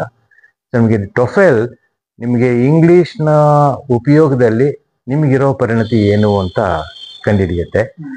GRE ಅನ್ನೋದು ನಿಮಗೆ ಯಾವ ವಿಷಯದಲ್ಲಿ ನೀವು ಓದಬೇಕು ಅಂತ ಇದ್ದೀರಿ ಆ ವಿಷಯದ ಪರಿಣತಿಯನ್ನ ತಿಳ್ಕೊಳ್ಳೋದಕ್ಕೆ GRE ಇತ್ತು.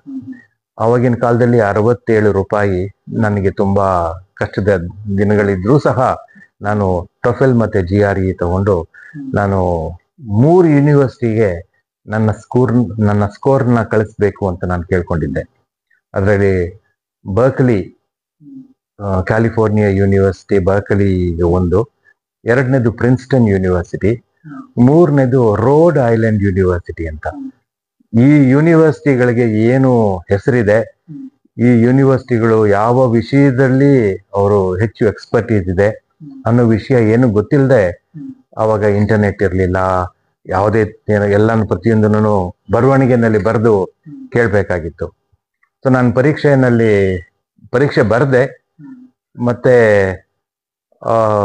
ನನಗೆ 2 ಯೂನಿವರ್ಸಿಟಿಯಿಂದ ನನಗೆ ಉತ್ತರ ಬಂತು, ನೀನು ಸೆಲೆಕ್ಟ್ ಆಗಿದೀಯಾ, ನೀನು ಬಂದು ಈ ಆಗಸ್ಟ್ ನಲ್ಲಿ ನೀನು ನಮ್ಮ ಯೂನಿವರ್ಸಿಟಿ ಸೇರ್ಕೋಬೇಕು ಅಂತ ಹೇಳ್ಬಿಟ್ಟು ನನಗೆ ಬರ್ಕಲಿ ಕ್ಯಾಲಿಫೋರ್ನಿಯಾ ಇಂದ ಮತ್ತೆ ಪ್ರಿನ್ಸ್ಟನ್ ಇಂದ ಬಂತು. ರೋಡ್ ಐಲ್ಯಾಂಡ್ ಯೂನಿವರ್ಸಿಟಿಯಿಂದ ನನಗೇನೂ ಉತ್ತರ ಬರಲಿಲ್ಲ. ನಾನು ಅವ್ರಿಗೆ ಮೊದಲೇ ಬರೆದಿದ್ದೆ, ನೀವು ನನಗೆ ಫೆಲೋಶಿಪ್ ಕೊಡಬೇಕು, ಇಲ್ಲದೆ ಹೋದ್ರೆ ನಾನು ಬಂದು ನಿಮ್ಮ ಹತ್ರ ಸೇರೋಕೆ ಸಾಧ್ಯ ಇಲ್ಲ, ನನಗೆ ಆ ರೀತಿಯಾದಂತಹ ಆರ್ಥಿಕ ಶಕ್ತಿ ಇರಲಿಲ್ಲ ಅಂತ. ಆಮೇಲಿಂದ ಅವ್ರ ಕಡೆಯಿಂದ ಬರೀ ಅಡ್ಮಿಷನ್ ಬಗ್ಗೆ ಹೇಳಿದ್ರೆ ಹೊರತು ಫೆಲೋಶಿಪ್ ಬಗ್ಗೆ ಹೇಳಿರ್ಲಿಲ್ಲ. ಸೊ ಹಾಗಾಗಿ ನಾನು ಅದನ್ನು ಬಹಳ ಸುಲಭವಾಗಿ ಬಿಟ್ಬಿಟ್ಟೆ. ಆಮೇಲೆ ನಂಗೆ ಗೊತ್ತಾಯ್ತು ಯೂನಿವರ್ಸಿಟಿಗೂ ಫೆಲೋಶಿಪ್ಗೂ ಏನು ಸಂಬಂಧ ಇಲ್ಲ. ನಾವು ಯೂನಿವರ್ಸಿಟಿ ಸೇರ್ಕೊಂಡ್ರೆ ಫೆಲೋಶಿಪ್ಗೆ ಅದಕ್ಕೆ ಆ ಪ್ರಕ್ರಿಯೆನೇ ಬೇರೆ, ಫೆಲೋಶಿಪ್ ಕೊಡುವಂತಹ ಸಂಸ್ಥೆಗಳೇ ಬೇರೆ. ಸೊ ನನಗೆ ಅಡ್ಮಿಷನ್ ಸಿಕ್ಕಿದ್ದು ಅಮೆರಿಕಾದ 2 ಪ್ರತಿಷ್ಠಿತ ವಿಶ್ವವಿದ್ಯಾಲಯಗಳಾದ್ರಿಂದ ನನಗೆ ಬಹಳ ಸುಲಭವಾಗಿ ಫೆಲೋಶಿಪ್ಗಳು ಸಿಗ್ತಾ ಇತ್ತು ಅಂತ ನನಗೆ ನನ್ನ ಬೇರೆ ಅಮೆರಿಕನ್ ಯೂನಿವರ್ಸಿಟಿ ಸ್ನೇಹಿತರುಗಳಿಂದ ನಾನು ತಿಳ್ಕೊಂಡೆ. ಸೊ ಹಾಗಾಗಿ ನನಗೆ ಇಲ್ಲಿ ಅವಕಾಶ ಸಿಕ್ಕಿದ್ರೂ ಸಹ ನಾನು ಹೋಗೋಕ್ಕಾಗ್ಲಿಲ್ಲ. ಸೊ 3 ಅವಕಾಶಗಳು ಹೋದ್ಮೇಲೆ ಆಟೋಮೆಟಿಕ್ ಅದೇ ಫೆಲೋಶಿಪ್ ಬರುತ್ತಾ ಇತ್ತು, ಆಟೋಮೆಟಿಕ್ ಆಗಿ ಬರ್ತಿರ್ಲಿಲ್ಲ. ನಾನು ಇಂಥ ಕಡೆನೂ ಇಂಥ ವಿಷಯದಲ್ಲಿ ಇಂಥ ಯೂನಿವರ್ಸಿಟಿಯಲ್ಲಿ ನಾನು ಓದ್ತಾ ಇದ್ದೀನಿ, ನನಗೆ ಫೆಲೋಶಿಪ್ ಬೇಕು ಅಂತ ಅರ್ಜಿಯನ್ನು ಸಲ್ಲಿಸಬೇಕಿತ್ತು. ಆಗ ಅವರು ನನ್ನ ಮೆರಿಟ್ನ ನೋಡಿ ಪ್ರೊವೈಡ್ ಮಾಡ್ತಾ ಇದ್ರು. ಆ ರೀತಿ ನಿನಗೆ ಸುಲಭವಾಗಿ ಸಿಗ್ತಾ ಇತ್ತು ಅನ್ನೋ ವಿಷಯನ ನನ್ನ ಹಲವಾರು ಸ್ನೇಹಿತರು, ಅದು ಅಮೆರಿಕಾನಲ್ಲಿ ಓದಂತವ್ರು, ಅಮೆರಿಕಾದವರೇನೆ ಹೇಳಿದಂತಹ ವಿಷಯ ಇದು.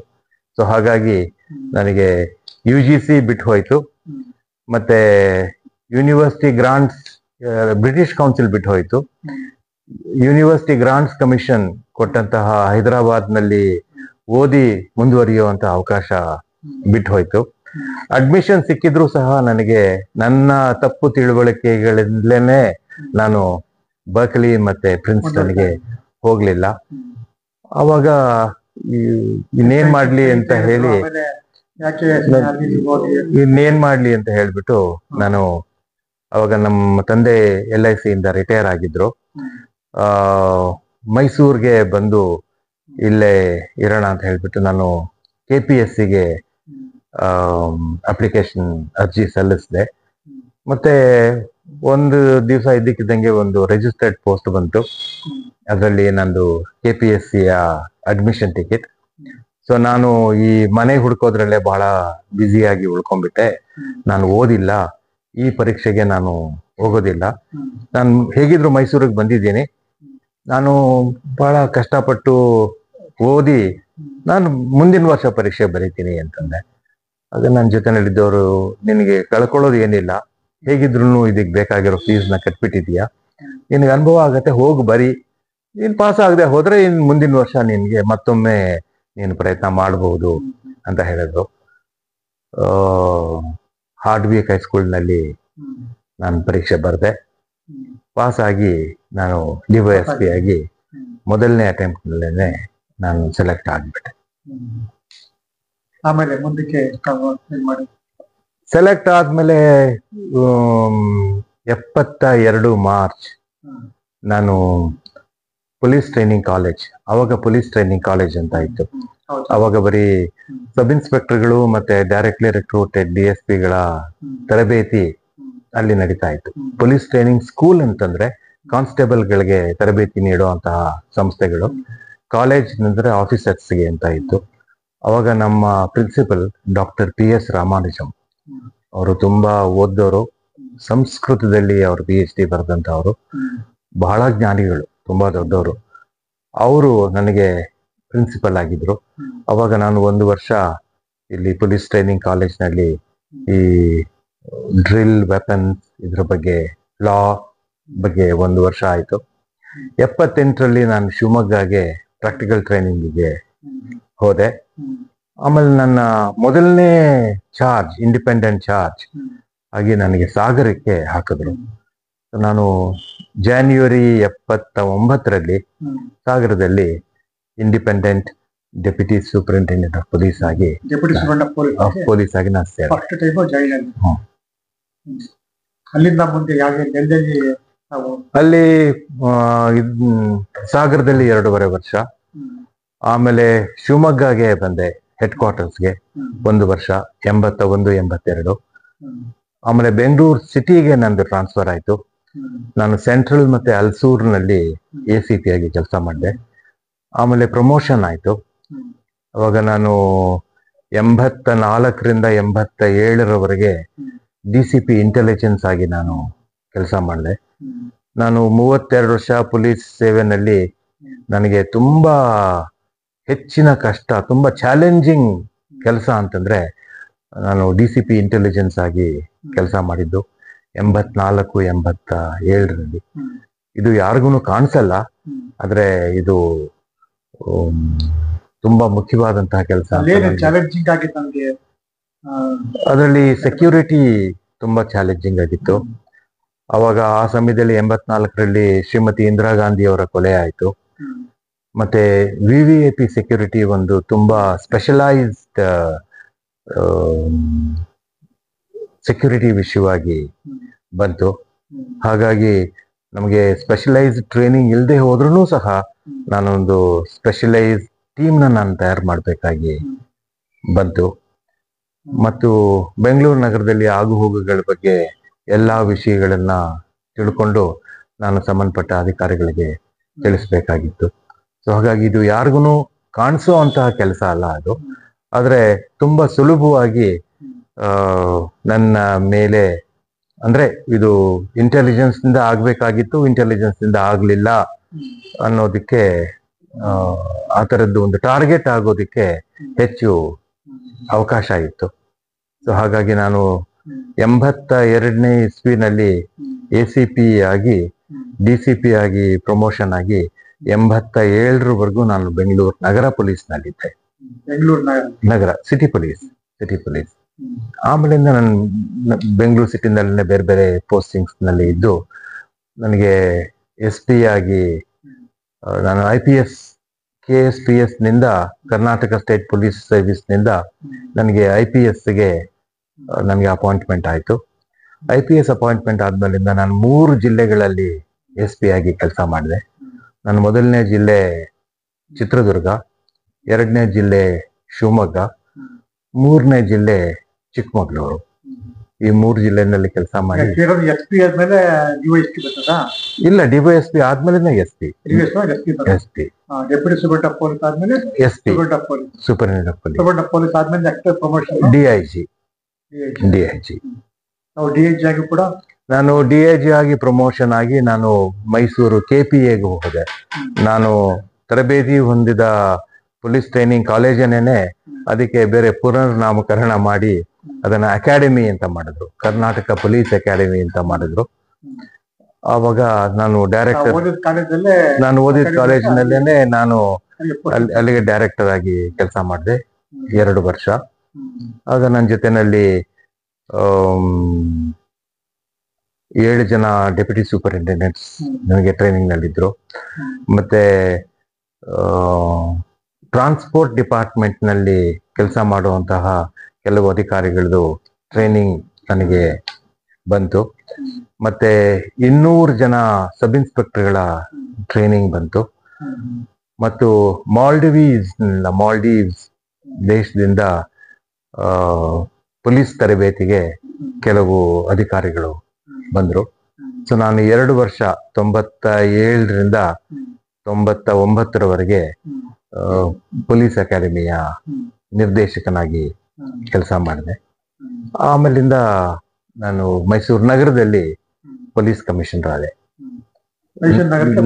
ನವೆಂಬರ್ 99ರಿಂದ ಡಿಸೆಂಬರ್ 2002ರವರೆಗೆ ಪೊಲೀಸ್ ಕಮಿಷನರ್. ಹಿಂದೆ ಬೇರೆ ಬೇರೆ ವೃತ್ತಿಗಳಲ್ಲಿ ಕೆಲಸ ಮಾಡಿದ್ರೆ ಆಯ್ತು.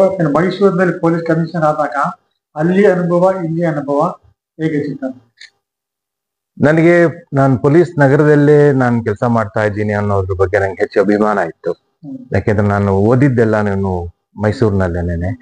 ನನಗೆ ಮೈಸೂರಿನಲ್ಲೇನೆ ನನಗೆ ಒಂಥರ ಭಾವನಾತ್ಮಕವಾಗಿ ನಾನು ಈ ಊರಿಗೆ ಸೇರಿದವನು ಅಂತ ಅನ್ನಿಸ್ತಾ ಇತ್ತು. ಅಂತ ಒಂದು ಜಾಗದಲ್ಲಿ ನಾನು ಕೆಲಸ ಮಾಡೋದು ನನಗೆ ನನ್ನ ನೇಟಿವ್ ಪ್ಲೇಸ್ ನಲ್ಲೇ ಕೆಲಸ ಮಾಡ್ತಾ ಇದ್ದೀನಿ ಅನ್ನೋ ರೀತಿಯಲ್ಲಿ ನನಗೆ ಅನ್ನಿಸ್ತಾ ಇತ್ತು. ಹಾಗಾಗಿ ನಾನು ನನ್ನ ಆತ್ಮೀಯ ಸ್ನೇಹಿತರು ಎಲ್ರು ಮೈಸೂರಿನಲ್ಲೇನೆ ಇರ್ತಾ ಇದ್ರು. ಮತ್ತೆ ಇದು ನನ್ನೂರು ಅಂತ ಹೇಳ್ಕೊಳ್ಳುವಂತ ಒಂದು ಅಭಿಮಾನ ಇತ್ತು. ಸೊ ಹಾಗಾಗಿ ನಾನು ಮೈಸೂರಿನಲ್ಲಿ ಕೆಲಸ ಮಾಡಿ, ನನ್ನ ಮೈಸೂರಿನ ಜನರು ನನ್ನ ನೆನೆಸ್ಕೊಳ್ಳೋದು ಅಂತಂದ್ರೆ ನನ್ನ ಕಾಲದಲ್ಲಿ ಒಂದು ಹೆಲ್ಪ್ ಲೈನ್ ಅಂತ ಶುರು ಮಾಡಿದೆ. ಅದು ಇವಾಗ್ಲೂ ನಡೀತಾ ಇದೆ. ಸುಮಾರು ಒಂದು 25 ವರ್ಷ ಆಗ್ತಾ ಇದೆ.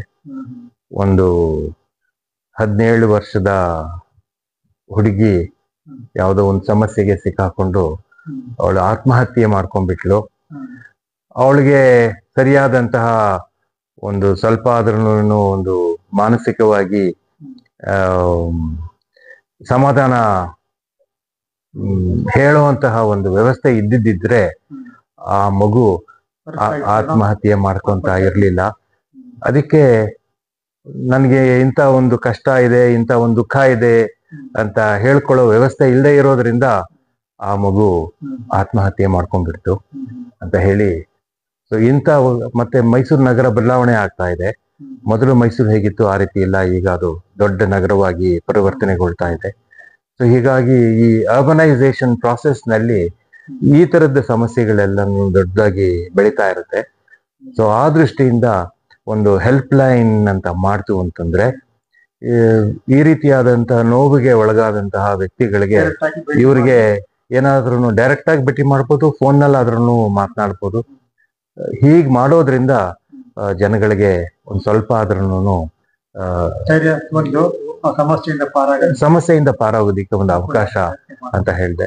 ಅದನ್ನ ಮೈಸೂರಿನ ಜನಗಳೇ ಅವರೇ ವಾಲಂಟಿಯರ್ ಆಗಿ ಬಂದು ಕೆಲಸ ಮಾಡಿದ್ರು. ಈಗ ಸುಮಾರು 25 ವರ್ಷಗಳ ಕಾಲ ಅವ್ರ ಹೆಲ್ಪ್ ಲೈನ್ ನ ಅವರೇ ನಡೆಸ್ಕೊಂಡು ಬರ್ತಾ ಇದ್ದಾರೆ. ಹೆಲ್ಪ್ ಲೈನ್ ಓಪನ್ ಮಾಡಿದ್ರೆ ಸುಮಾರು ಜನ ಬಂದು ಉಪಯೋಗಿಸ್ಕೊಂಡು ಅದ್ರ ಉಪಯೋಗ ಪಡ್ಕೊಂಡ್ರೆ ನೀವು ಅದನ್ನ ನಾನು ಹೇಳಕ್ ಸಾಧ್ಯ ಇಲ್ಲ.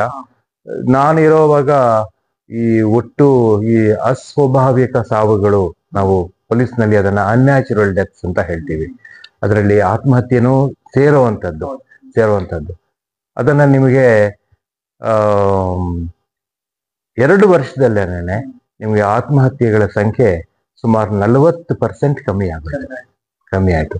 ಸೊ ಇದು ಹೆಲ್ಪ್ ಲೈನ್ ಇಂದ ಸಾಧ್ಯ ಆಯ್ತಾ ಅಥವಾ ಬೇರೆ ಏನಾದ್ರು ಕಾರಣಗಳಿದಾವ ಅನ್ನೋದನ್ನ ಅದನ್ನ ಸೈಕಾಲಜಿಸ್ಟ್ ಸೋಷಿಯಾಲಜಿಸ್ಟ್ ಅದನ್ನ ಅದ್ರ ಬಗ್ಗೆ ವಿಶೇಷವಾದ ಯೋಜನೆ ಇದ್ದಾಗ ಆಟೋಮೆಟಿಕ್ ಆಗಿ ಎಲ್ಲ ಉಪಯೋಗಿಸ್ಕೊಂಡು ಆಗಿರಬಹುದೇನೋ ಅಂತ ನನ್ಗನ್ಸುತ್ತೆ. ಅದನ್ನ ಹೇಳಿದ್ನಲ್ಲ, ಅದನ್ನ ನಾನ್ ಹೇಳಕ್ ಸಾಧ್ಯ ಇಲ್ಲ.